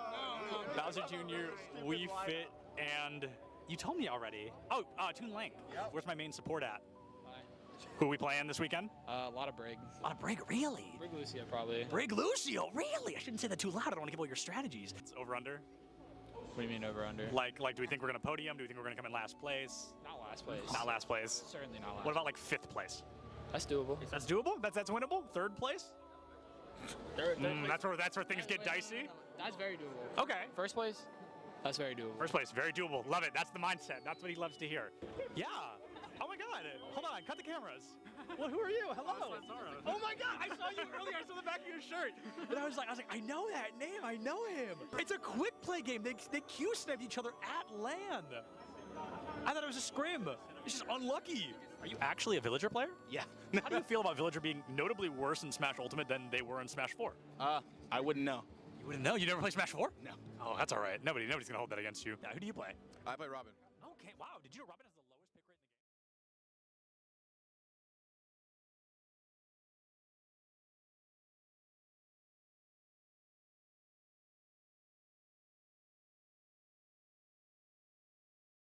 We're at the Collegiate Esports Commissioners Cup. Let's make some noise. Oh, and it's gonna jumped into it.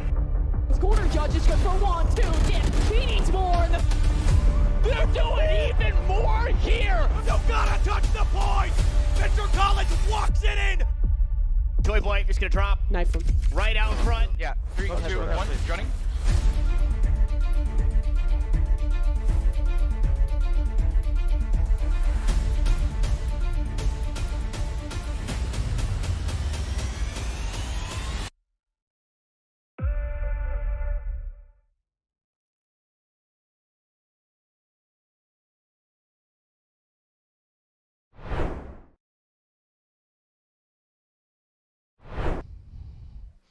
Hello and welcome, Rocket League fans. I'm FBI Tugboat here on the day with Pyro. We got a lot of collegiate Rocket League coming at you. It's the ECAC, and here we're on round 2 of 6 on the day, and we got 2 fiery teams ready to take the pitch. Pyro. Yes, indeed we do. LA Tech versus Farmingdale. 2 very winning teams, I've got to say. Tugboat posted an undefeated record there from LA Tech and a 7-1 record from Farmingdale. But even with that loss, I think this team still looking to make a deep run in the bracket. Tug, I had taken a look at that bracket as well. There is the reward of winning and moving on, but also the winner is likely playing Ball State Red, a rank 2 seed, while these teams are sitting at 15 and 18. So not gonna be an easy road as we move from round to round in this ECAC Division A playoffs.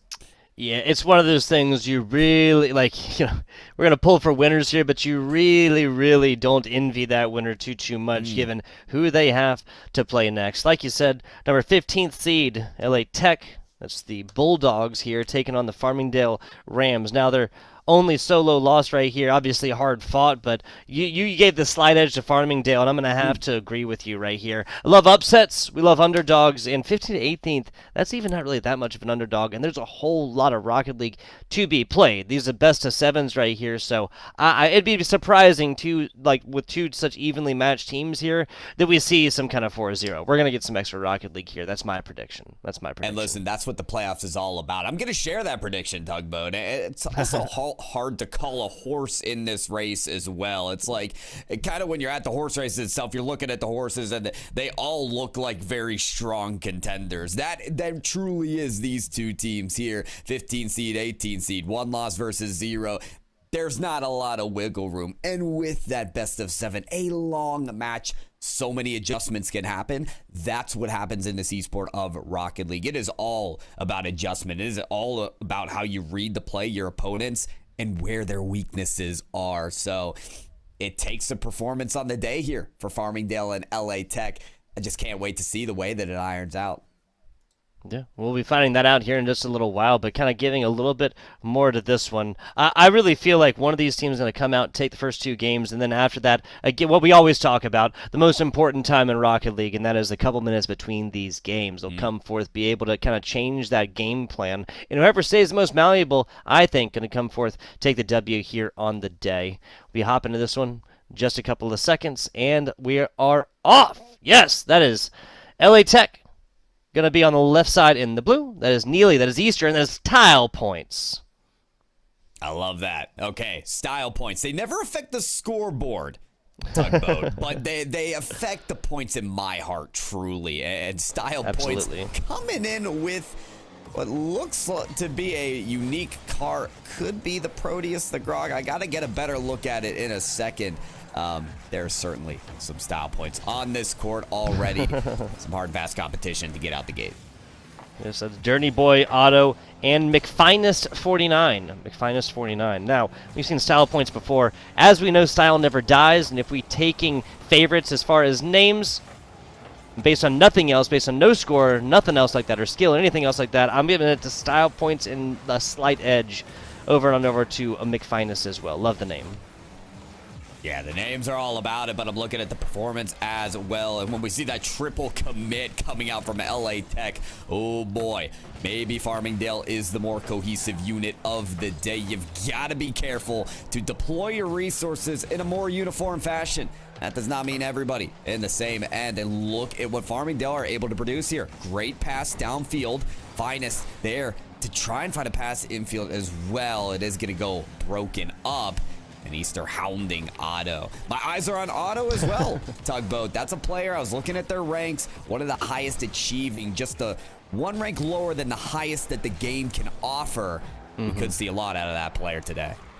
Speaking of double commits, a little bit there from Farmingdale, trying to put a little bit too many eggs in the same basket. Now down bottom, nice shot, and that's actually going to be an own goal after the defender comes in, gets a hand on it.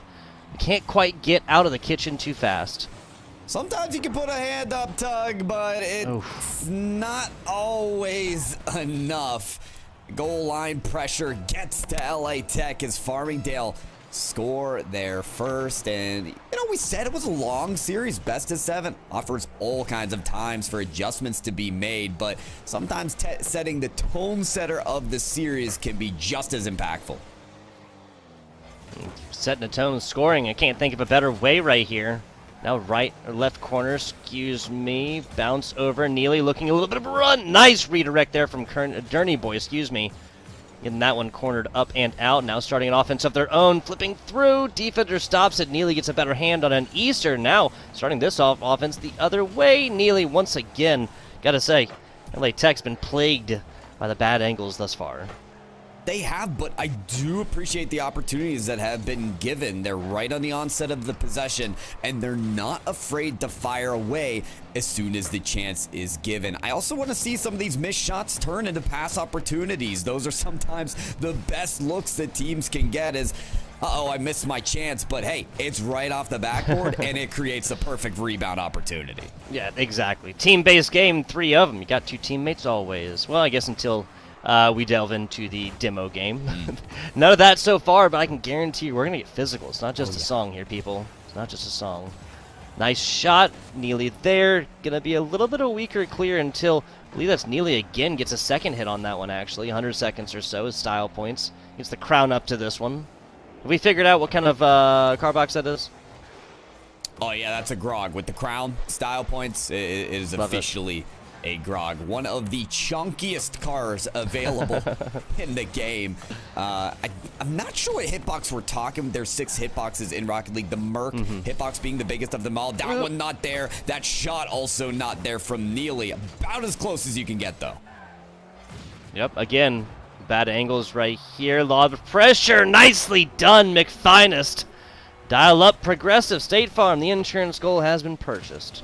I mean, you wanted angles there. It is Finest. You can hardly get better than that. The ball tippy-tapping off the lip of the crossbar. That is a thing of beauty, and I believe there is more where that's to come from this Farmingdale squad. Again, the only team that has registered a loss between these couple of teams in this league play, but still a resilient one at that. They've not only posited great offense in their 2 uncontested goals here, but also a shutout in the first 4 minutes of this game. Only a minute to go to shut them out completely. Shot from Finest.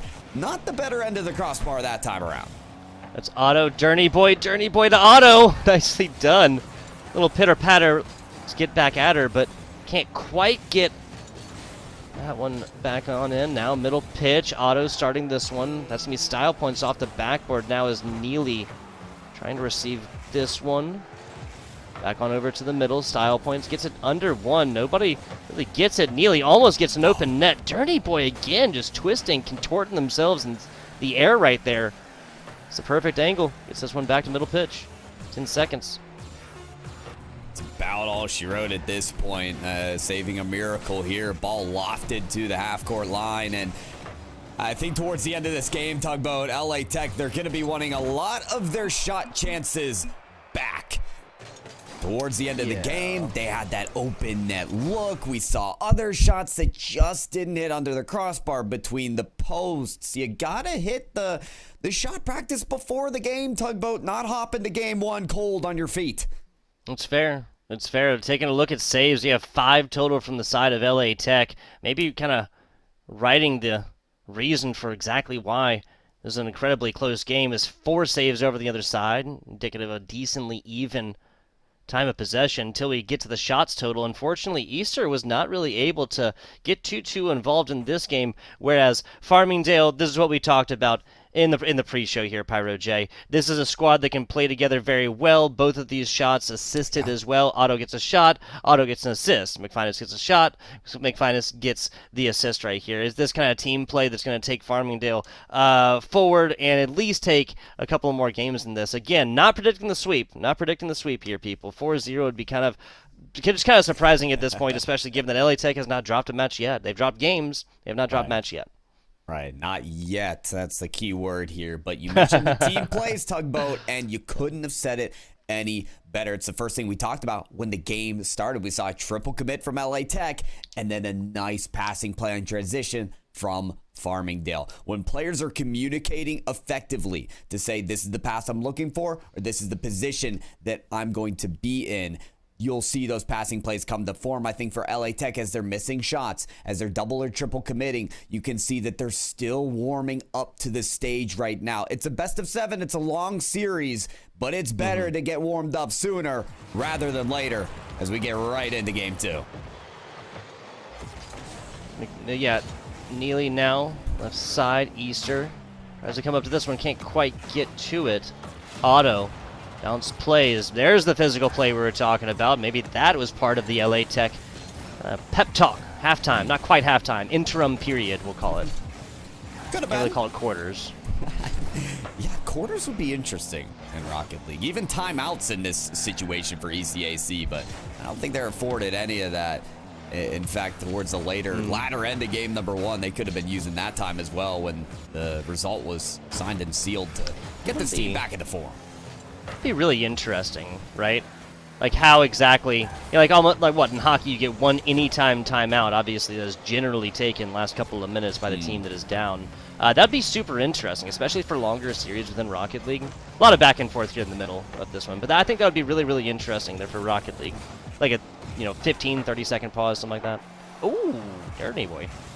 I'd hate to see a break in sort of the momentum, but hey, if it's done in hockey, then yeah, I'd like to see what it does look like in Rocket League for now. The way this game works, that ball, as it's pushing its way back and forth the field, ain't nothing gonna stop it except maybe a team pinch that, puts this ball with a lot of force. Wow. It is Otto. We called this name out earlier. He's gonna put his name in headlights here. There you go. Headlights, spotlights, show lights, the whole 9 yards. 107 kilometers per hour from like almost half pitch. That's an incredibly fast ball. A minute and a half or so into this one, and Farmingdale going to be striking first. Just to clear up the theoretical point we're prodding at, in hockey, it's not any time. That was an incorrect assessment of when they can call it. They have to have possession, and the puck has to be in the other side of them. They can't be like staring down like a big like open net and then call it a timeout or something like that. Yeah. So. That would be outrageous. So yes. I'm happy to hear that clarification. Yes. But it is interesting you parallel it with hockey because that even though this is technically car soccer with this format of the game, it does look more and more like hockey the more you look at it. And hey, there's 100%. Plenty of fights and brawls in hockey as well. We're seeing that with the fireworks and the demolitions here. Style points almost delayed. That's opened up, but well defended by Otto. I like that. I like that allegory that you're dropping. Like in hockey, there's obviously penalties for your fouls or fighting mostly. Obviously, in Rocket League, there are penalties for giving up the back and getting demoed. It's only about 5 seconds, or what? I guess 2.5 seconds technically. But I like the allegory. 2.5 seconds, 3 seconds. I think it's 3. I want to say. Funny enough, you can change that in the mutator settings if you wish, but there's going to be no changing in the settings here. For 3 seconds, Finest will be out of the game. The respawn, Otto still wants to make a possession out of this. So close to doing that. I was scared, Tug. I saw style points again on the wrong side of the ball on the goal line. Thankfully, in this situation, they didn't tap it in their net. 3 seconds, looked it up. Feels like a lifetime, though, folks. What feels like a lifetime is LA Tech in the past 8 minutes, though, Pyro J. We've been staring down the barrel of a scoreless game as far as scoreless performance. They've had some opportunities. That's mostly in Game 1, though. Taking a look at the numbers as of right now. Yeah, we're actually looking at even shots. That's gonna be Otto right there, displaying the dominance, absolute dominance. 3 shots, 2 goals in. Player is efficient. Otto this, Otto that. I don't know what this player cannot do. Double tap Merchant. Great reads from the skies. Beautiful work coming out of this player. And right now for Farmingdale, it may just be about enabling your star player when you're getting these passes downfield or from Finest this carry from your own backboard. Have someone else lead that charge and have Otto be that second or that third man that works into the pass from the side or from the middle of the field. It is continuing to put points on the board here for Farmingdale. Yeah, Neely had a pretty solid shot at that, kind of bit into it a little bit early right there. Picked that fruit before it was ripe, and it was a bitter taste. They'd come back a little bit more. There was such like a weak tap from the defender right there. Might have led. First LA Tech goal. Okay, demos everywhere like they're driving over a minefield right now. Look at the minesweeper. And again, is this part of the disruption play that's needed for LA Tech? Because they haven't scored a goal this entire series. Yeah, we haven't finished game 2 yet, but still, when you're in the single elimination format of the bracket of the playoffs, you want to score a goal before this time. And whether it's the demo or whether it's the boost steals, maybe disruption is part of it, but 30 seconds are on the clock now, Tug. And LA Tech needs something now more than ever. Huh, okay. So, Otto, the opportunity to put the nail into the coffin of this one. 2 is still technically possible within 20 seconds. That's a bold play, okay. Dirty Boy going for the demo instead of the goal. Interesting. Dear, save there, Otto. Dirty Boy right behind this ball. Shot again by the wayside. That would have given that last opportunity there. Oh my God. Cheeky touch from Easter, but it still will land in the net. It's another 2-0 win for Farmingdale. Yeah, so taking a look at these numbers yet again, obviously the demos here rocketing up, but the saves, pretty much the exact same. Farmingdale with 1 extra. The shots, pretty much the exact same, just with Farmingdale. Oh, no, excuse me, pretty much the exact same, especially with, one player with 3 shots, 1 player with 2 shots, 1 player with no shots right here. Both goals assisted, yet again, Farmingdale, if reliability and consistency is key right here, then Farmingdale can unlock a lot of doors. It most certainly can.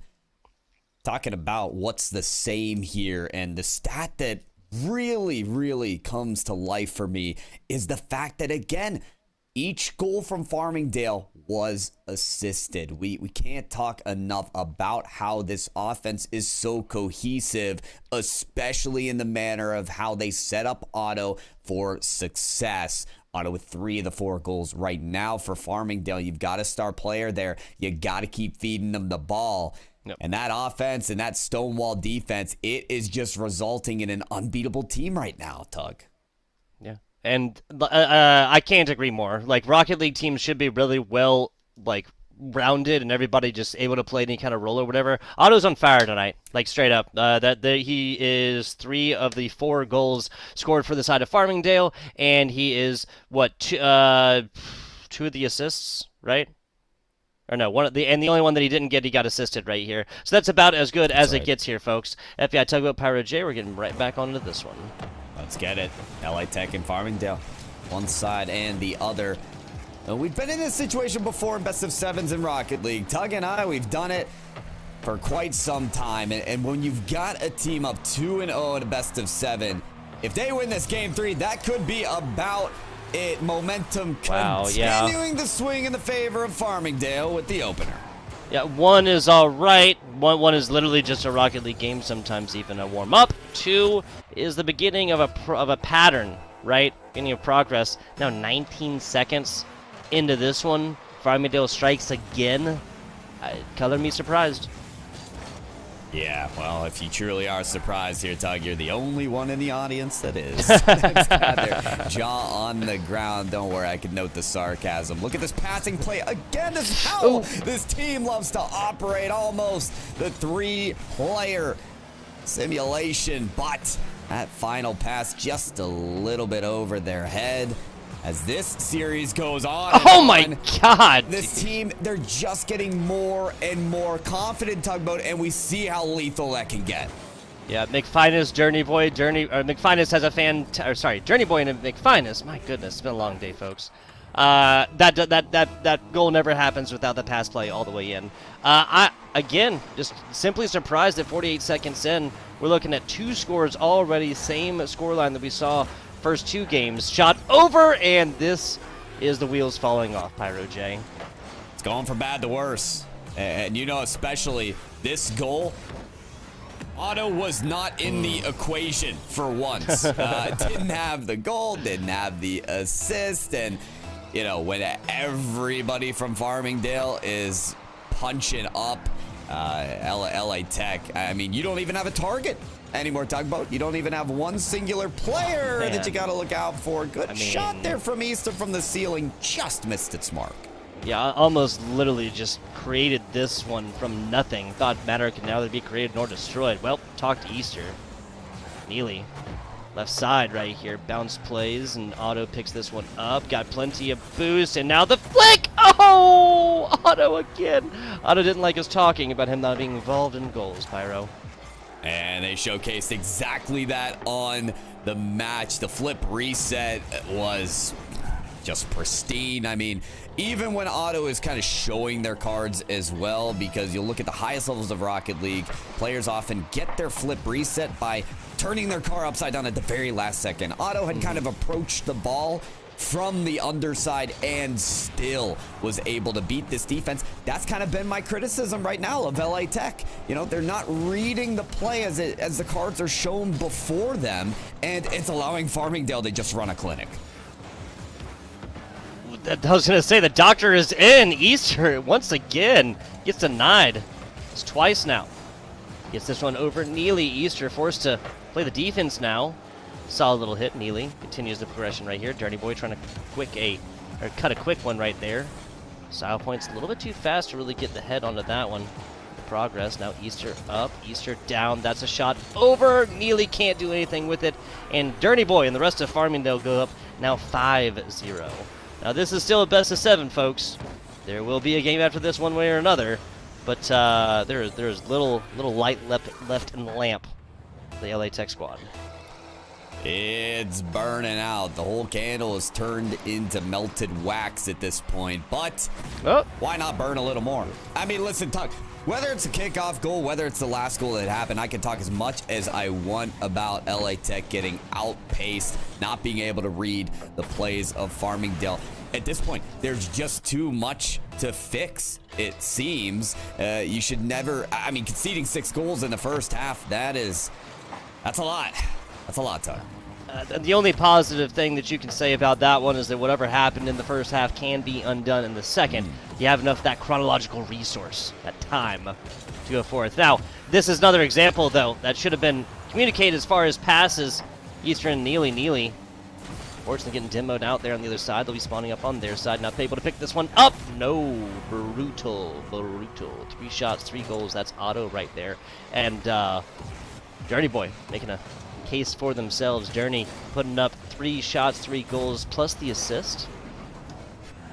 It's a lot of good stuff on the stat sheet here from Farmingdale.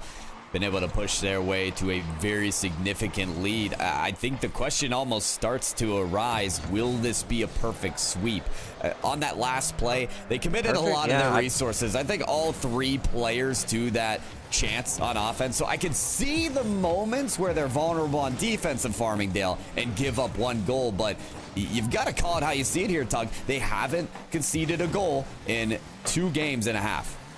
It's 13 minutes or so right now. I got blasted for the caster math earlier. Don't want to say that too efficiently. Oh my goodness! See, like it's plays like that show me that LA Tech know how to get this one in. It's just like that bare edge of either a little bit too fast, not the right positioning, pass is not quite on, or they didn't like read out exactly where an opponent would be. So all these things have led now to 1, not 2, but 3 eggs, and I'm not talking about a good breakfast.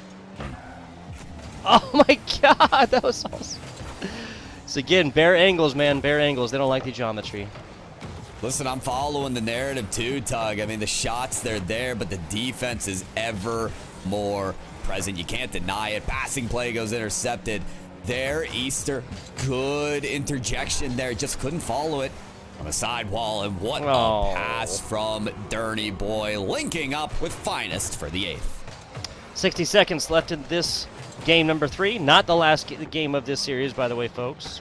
But we are looking at twice as many goals in this game 3 than we have seen in the rest of this competition up to this point. Again, 62 seconds left.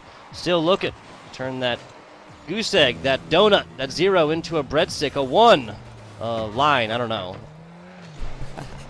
Something that shows some semblance of a point, other than a 0. 50 seconds, they've got something, and who knows? It could be that fire in the belly that they need to turn this around in game 4, but it just looks like Farmingdale, you know, they're working their clinic that they have been. Ball there on the goal line. Style Points decides to control from the ground. I like this play. Drive challenge there from Neely, not past Finest, and well, there goes yet another opportunity away. 2 seconds left here. Farmingdale knows that LA Tech is not going to give this one up when it comes down to perfect sweep capabilities. So we're going to be trying this one out and denying that feat. And a feat it would be. We were talking. There you go! Passes and passes into points. The perfect sweep. If it is going to be a sweep, folks, it is no longer. It's gone just like that. You keep your attention away for just a moment, and oh, how quickly Style Points can make you pay for it. That pass downfield where Neely was looking to cherry pick was pinpoint accurate. So well done to LA Tech. They'll get their first goal, and hey, if you can score once, you can score all kind of times, right? That's going to be the end, though, for game number 3. And I want to say this, Tug, because as I'm kind of putting my stats sheet to the side off of that tumultuous defeat for LA Tech, I'm remembering how we talked about, it's going to be rough for whatever team moves on. They have to play Ball State Red, which is a number 2 seed in this 45-team Division A. I don't know if I'm as worried for this team of what looks to be Farmingdale anymore. I think Farmingdale, they look top form right now. Yeah, this is the Farmingdale Rams. They're doing everything in a bag of chips to really, really put a name for themselves forward. Like you said, Ball State might be 2 seed.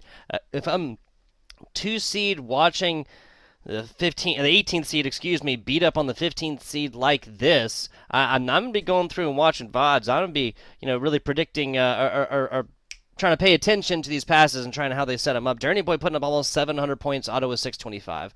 Just under 500 there for MC Finest. Obviously, this is the result of an 8-score game and whatnot, but still, the fact that they have 5 assists on this, like those first 4 are like truly earned, and I think that LA Tech more so just kind of changed the ideal to just trying to find something to avoid that the third game of a perfect sweep so far. 2-0, 2-0, these are easy to deal with. 8-0 is a different story, Pyro J.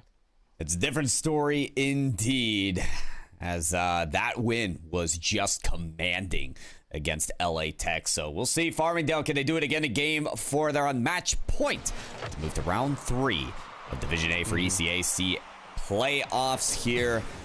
I think another storyline that was kind of changed here after game 3 was that, Tug, it's not really the Otto show anymore. This is not a player who has anymore 100% goal participation or 75% of the goals of the team. No longer is it like that. Otto didn't even get the MVP there. Wow. It Okay. looks like he's searching for it, though, in this potentially final game.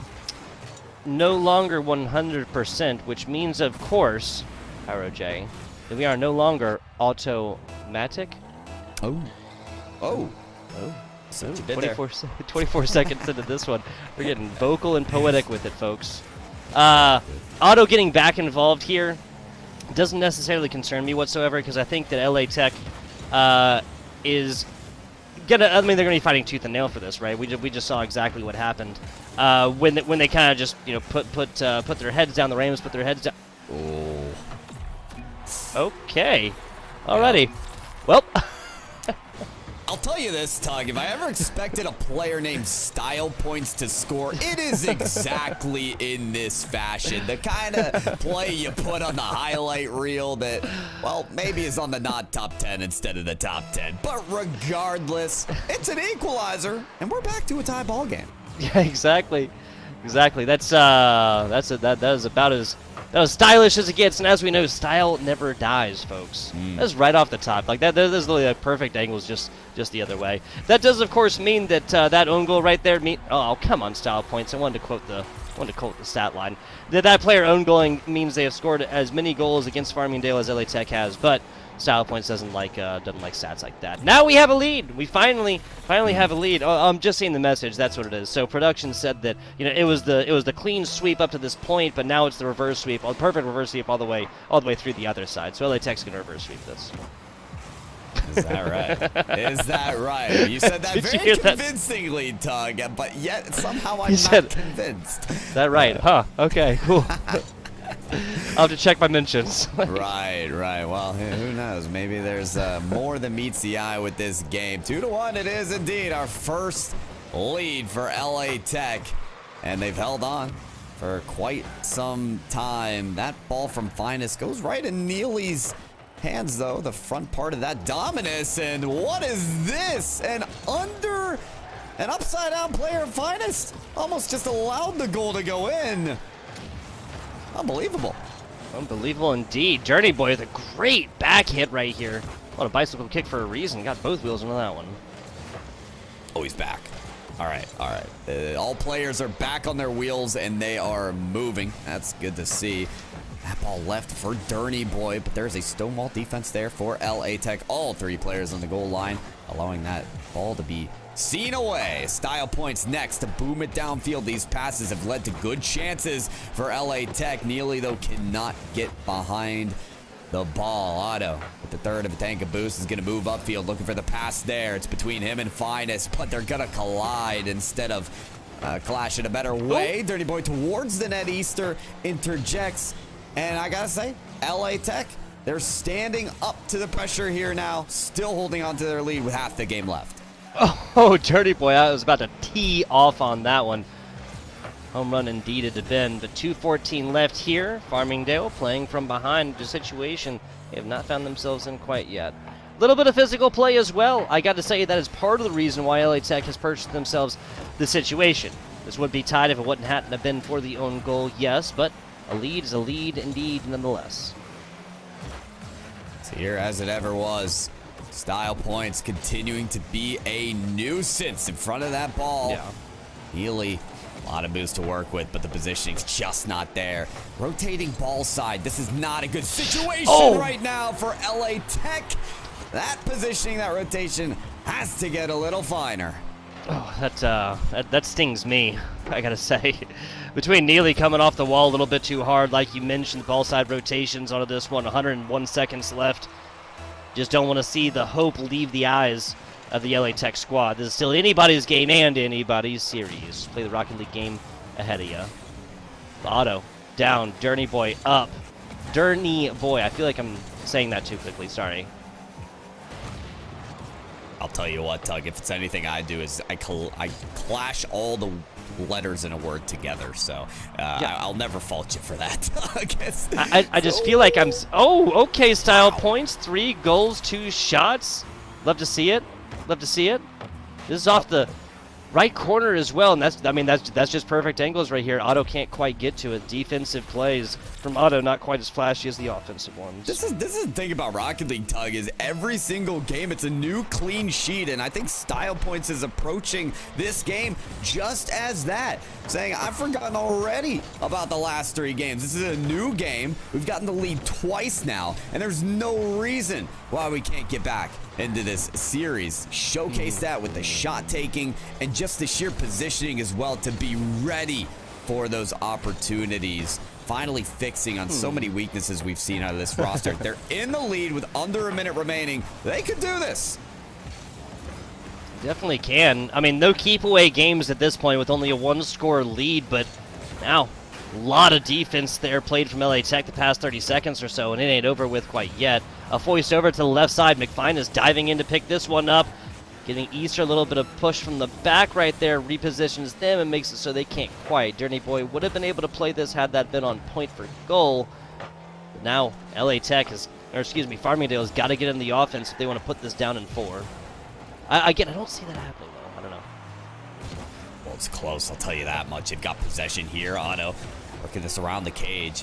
Solid 50, but it takes it above the net. Finest off of the backboard, and Dirty Boy not going for the shot, allowing for the double commit. Here's the big push now. Otto does get deflected. Dirty Boy, not the loft they needed. Easter gonna keep the ball alive, though, as well as Neely. The original role of Rocket League being upheld at this time. Otto looking for Finest downfield as Style Points puts it to bed. LA Tech find their first in round 2 of playoffs. Whew, and our predictions stay alive here, folks. That's hands down the most important thing on the docket right here. Our dignity is our predictions, yes, of course. Yeah, exactly. 3-0, 3 goals, 0 assists there for Style Points. All 3 shots made and assists coming in from Neely. Sole save there from Easter as well, and only a single save from the Farmingdale squad as well from the Rams down here. Gotta say, a little bit surprising. This is just game 4 in which there are a lot less shooting capabilities, a lot less shooting opportunities on this one. McFinest as well, only able, unfortunately, to put up 25 touches on a ball. That's 50 points on this one. Gotta get a little bit more involved here, even if that's just in demos. Yeah, don't get me wrong. We saw a team of LA Tech that was taking better chances of their opportunities. Remember game 1, Tugboat, where none of their shots were firing between the posts or under the crossbar. They were all over the place. They've certainly become more clinical in their shot taking, but I'm going to play with my cards face up here, Tug.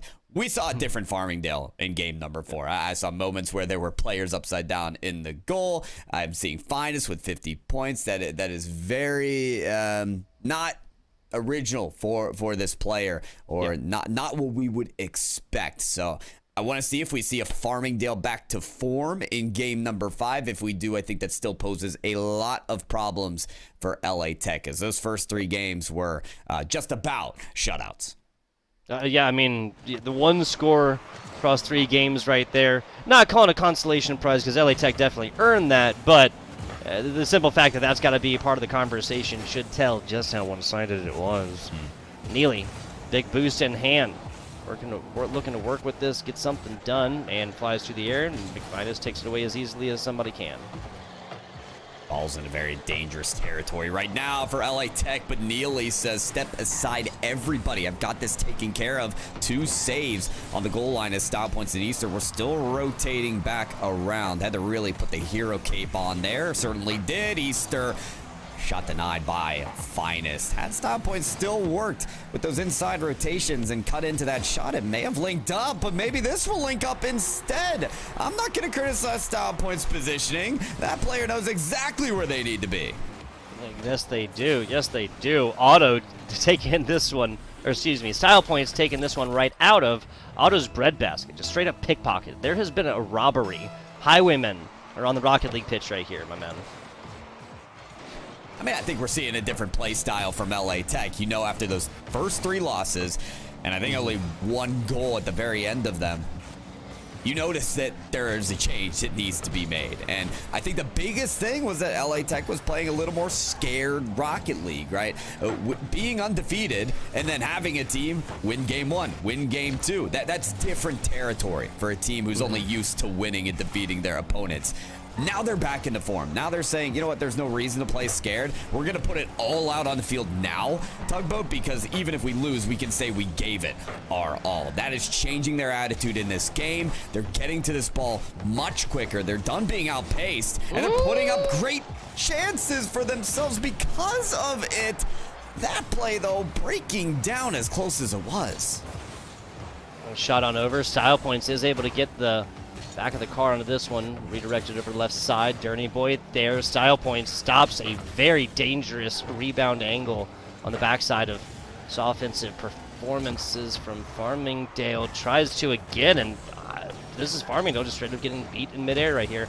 Neely starting this one on. Can't quite get the nose onto this one as McFinus takes this one across the middle, giving this one up again. Yeah, both of these teams just kind of giving up possession like hot potato. Well, there's no midfield presence or control right now for Farmingdale. All of their offensive chances, even in the last game, have been tried to work up around the corners, getting those passes and kind of just hoping that the defense breaks down from LA Tech. I get how that worked in the first half of this series, but LA Tech, they're a different beast now, so there has to be some creativity in the offense of Farmingdale. They may have to work this ball up Broadway Street instead of relying to the edge of this cage.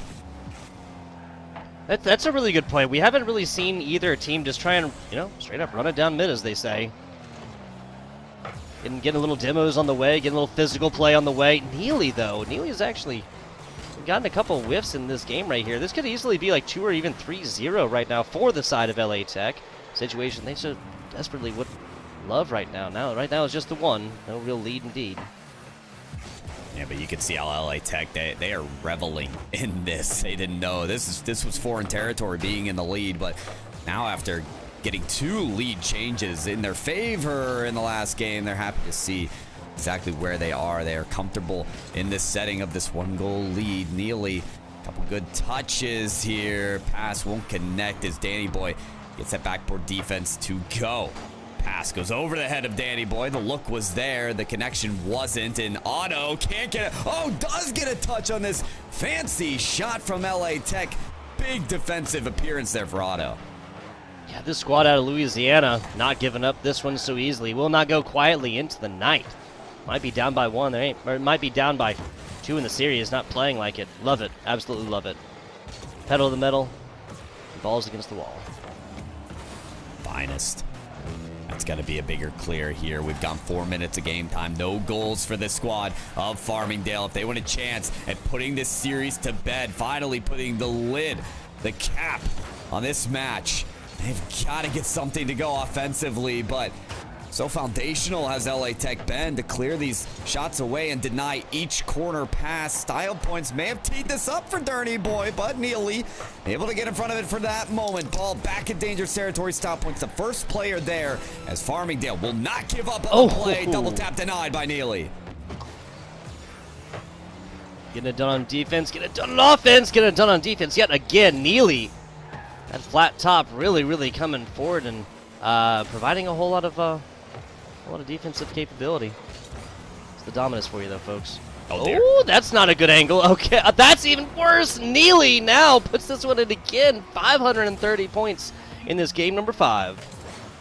This was a true domino effect, Tugboat. It all began as the rotation between Farmingdale players collided. The Finest missed the touch, which means the other player so close to their teammate cannot react in time, and the reaction just got worse and worse as it went on. The domino effect continues, and the momentum is favored now for LA Tech. They get a third goal. Style points. Beautiful read off the backboard, and we got a new team in the driver's seat.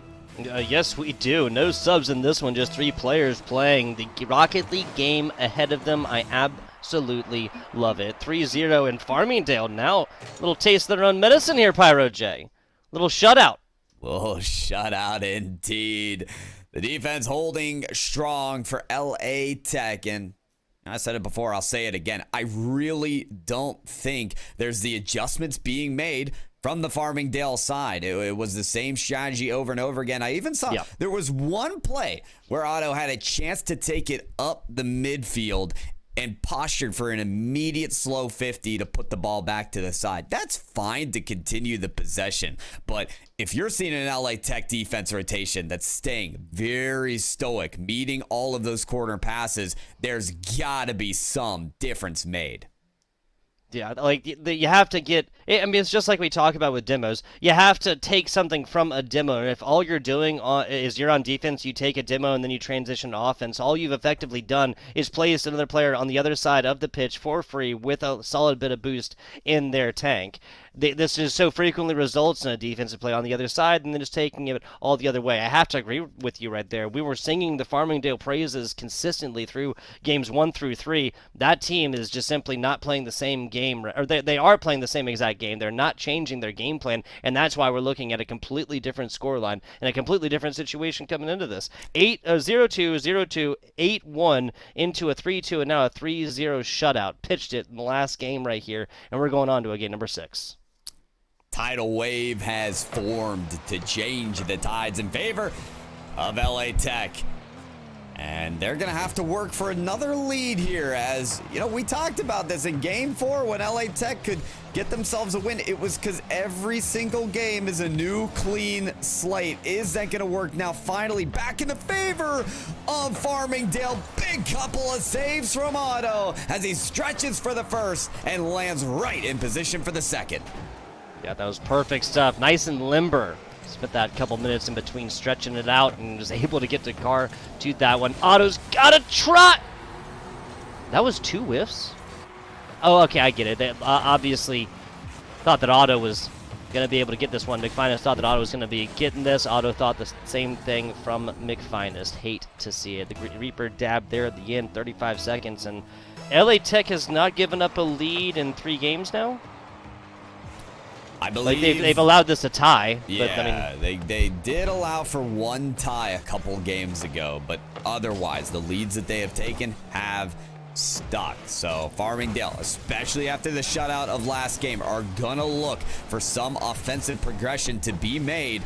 There were some beautiful passing plays that were conjured up in the earlier part of this series. That kind of cohesion may need to be seen in this game number 6. Yes, game number 6 already for Farmingdale to get back in this one.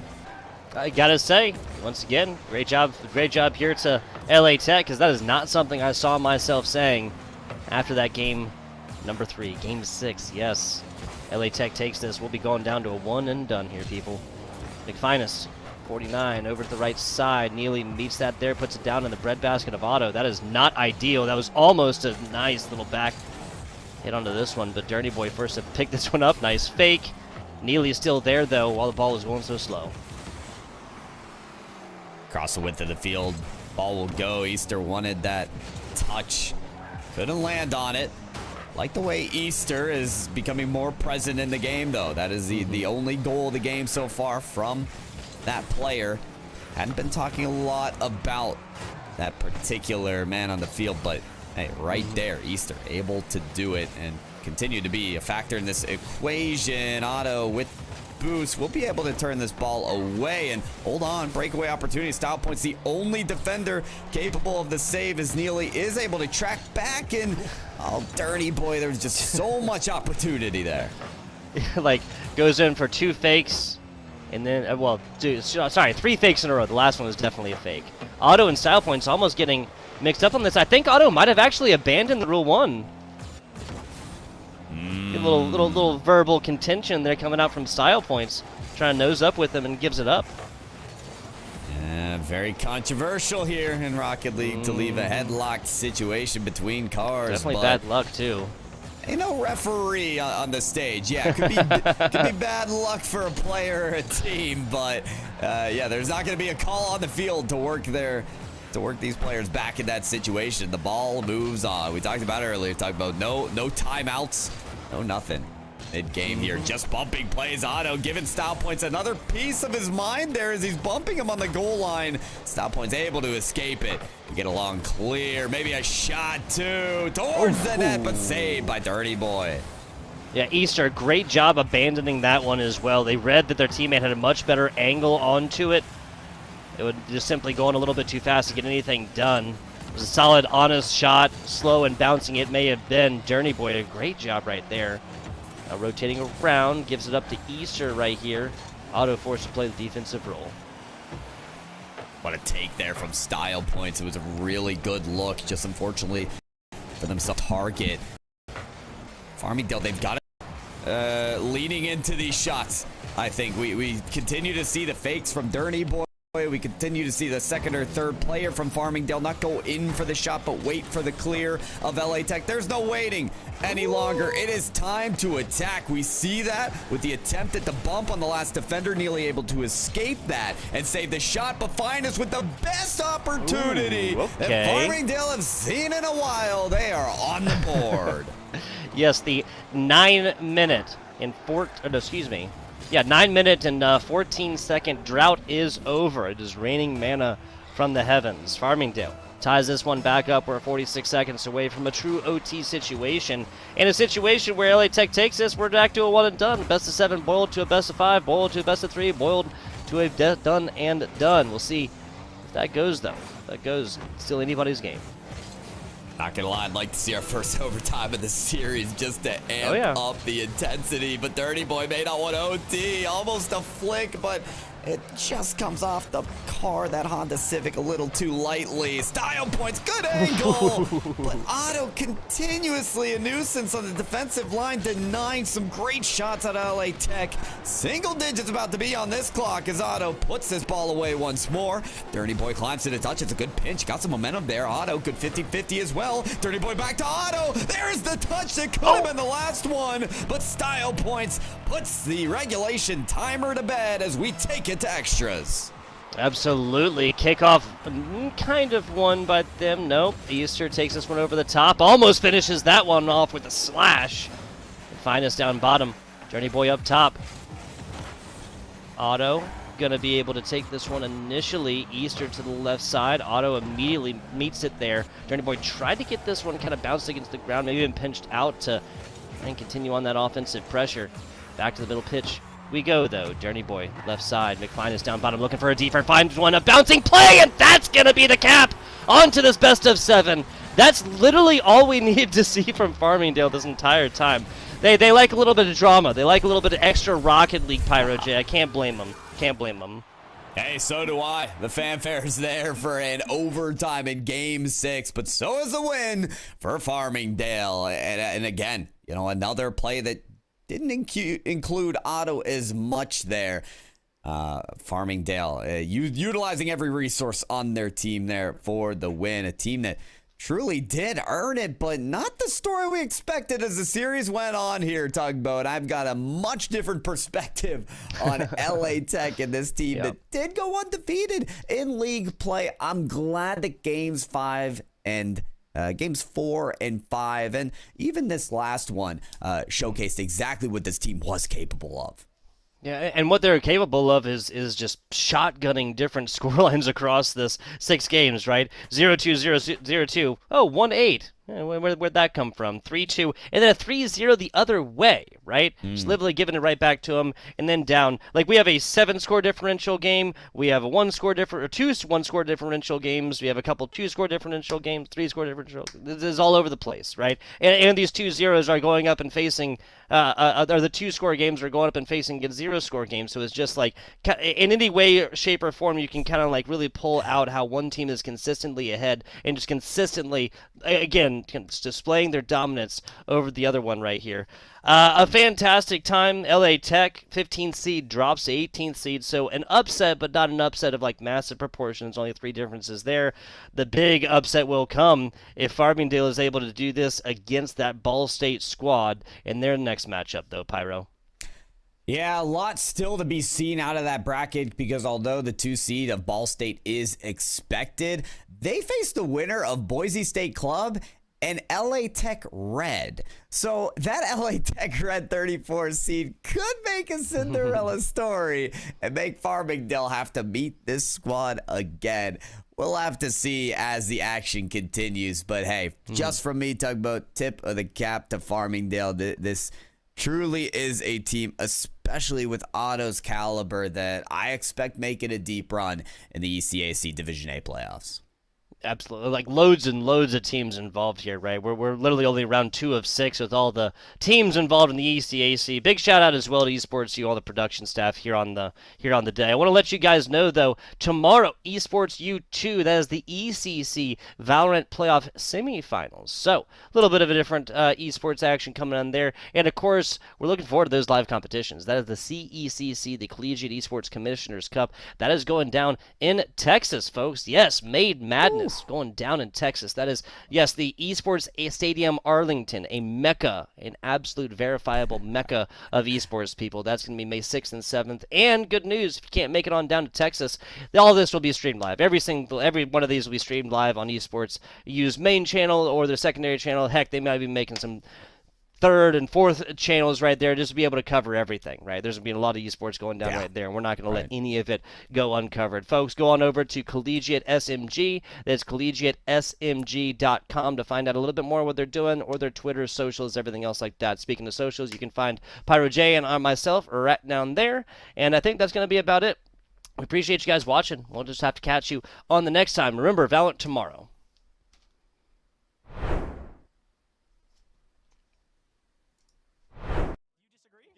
I can see the Samus vibe. Show the controller to the camera. We're interviewing. This is recording, by the way.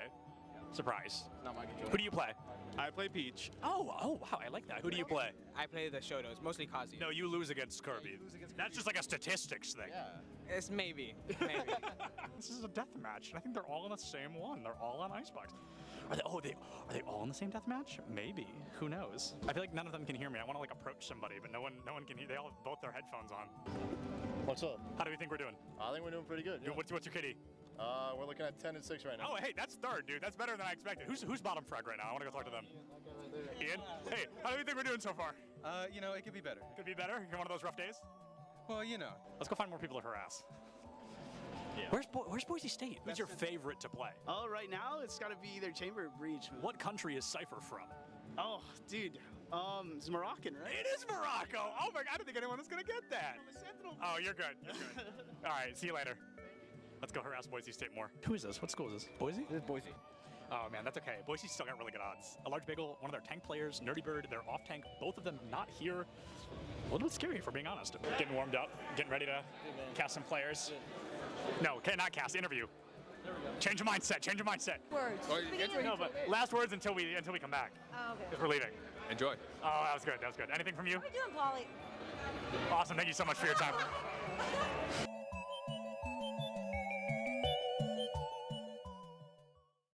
That we're good. again, that's why we're here, right? This is why a lot of people are trying to figure out, how do we replicate what you guys are doing? How do we, how do they do what you guys are doing to a degree, or why are you guys doing what you're doing to a degree? But to kind of, I think, focus in then a little bit more. I want to talk about gameplay a little bit before we jump into business and all of the other stuff. Jensen, this one's for you, right? I want to talk a little bit about this because to someone like me who's traditionally a League of Legends fan and all that, I know that you've been a coach that's been all over the world. You've worked with a lot of different professional teams and different regions. My question, I think a lot of people want to know, how did you end up at Maryville, and why a North American collegiate college? What was the draw, or what brought you here? How did you get to this point? When I first came to NA, I worked with the models, with the academy team, and I realized that there's a lot of cultural challenges that exist that's very unique to NA and esports, right? Where there's this very interesting intersection, because unlike traditional sports, in esports, players, they don't start training under a structure or a system or a coach. From a very early age, which is what happens if you want to pick up any other sport, right? Like you start going to community events or whatsoever, and then you start developing your skills and your literacy of the game from the age of 6 or 7, and you're very used to working in a team environment, a coaching environment. But in esports and for League of Legends, a lot of times players, they go through they go up, they climb the ranks in solo queue where everything is basically self-taught, and then all of a sudden they need to be placed into a team environment. And I realized that the Asian teams got right, where they had these B teams. They have the B houses in Korea and Taiwan. You would spend almost close to a year just being a understudy or training partner for the team before you even join an academy team in the first place. And in China, they have like these massive B team systems with like lots of players in them. The moment you hit a certain rank on the ladder, they fly you in. You are then boot camping for a month there at the facility, and depending on how well you do, they then decide whether to retain you on as a training partner or as a trainee in whatever capacity, given how well you perform in those scenarios. So the West was very lacking in all of this, and culturally to do the same things and try to replicate the B house environment or what they do in China or Taiwan would not be possible to do. But the West has a very successful model of developing sports and talent, especially in America, when that is in the collegiate space. So I looked at this, I saw the resources that was available, and when Clerky pitched his vision to me, it's like, yeah, this is what I think should be the future for development in the NA ecosystem for esports. Oh, right on. And I think, maybe let's follow up on that a little bit then. Because Dan, okay, so Dan, you pick up Jensen, you've got this going. I think that's going to be my question then is, or to any other schools that want to be competitive like you guys on that level, is this something that we should be expecting to see in the future, right? Is this now, the standard that you guys, Jensen, you and Dan, do you guys feel that this, if every college across the nation starts doing this, if they start, recruiting coaches like Jensen and trying to build this atmosphere, is this going to be the next standard, or is this something that's very successful that, obviously it's proven to work, but is it sustainable? Is it possible for everyone, or maybe not everyone, but right, the greater sense of the industry and the ecosystem? How do you guys feel about that? It's a dream of mine, obviously, to get to a point in the future where every university has an esports team that's taken seriously, and every day they report to practice. It's an improvement-driven mindset across the whole program. I think for me, though, like the reason isn't necessarily like to see like a March Madness with millions of dollars flowing through it. For me, it's a little bit more simpler than that. The reason why this is my vision is just because it's best for player development and just players in general. What we see in tier 2 ecosystems almost across the industry, that's like below academy, I would say, like right before you, I would consider academy professional.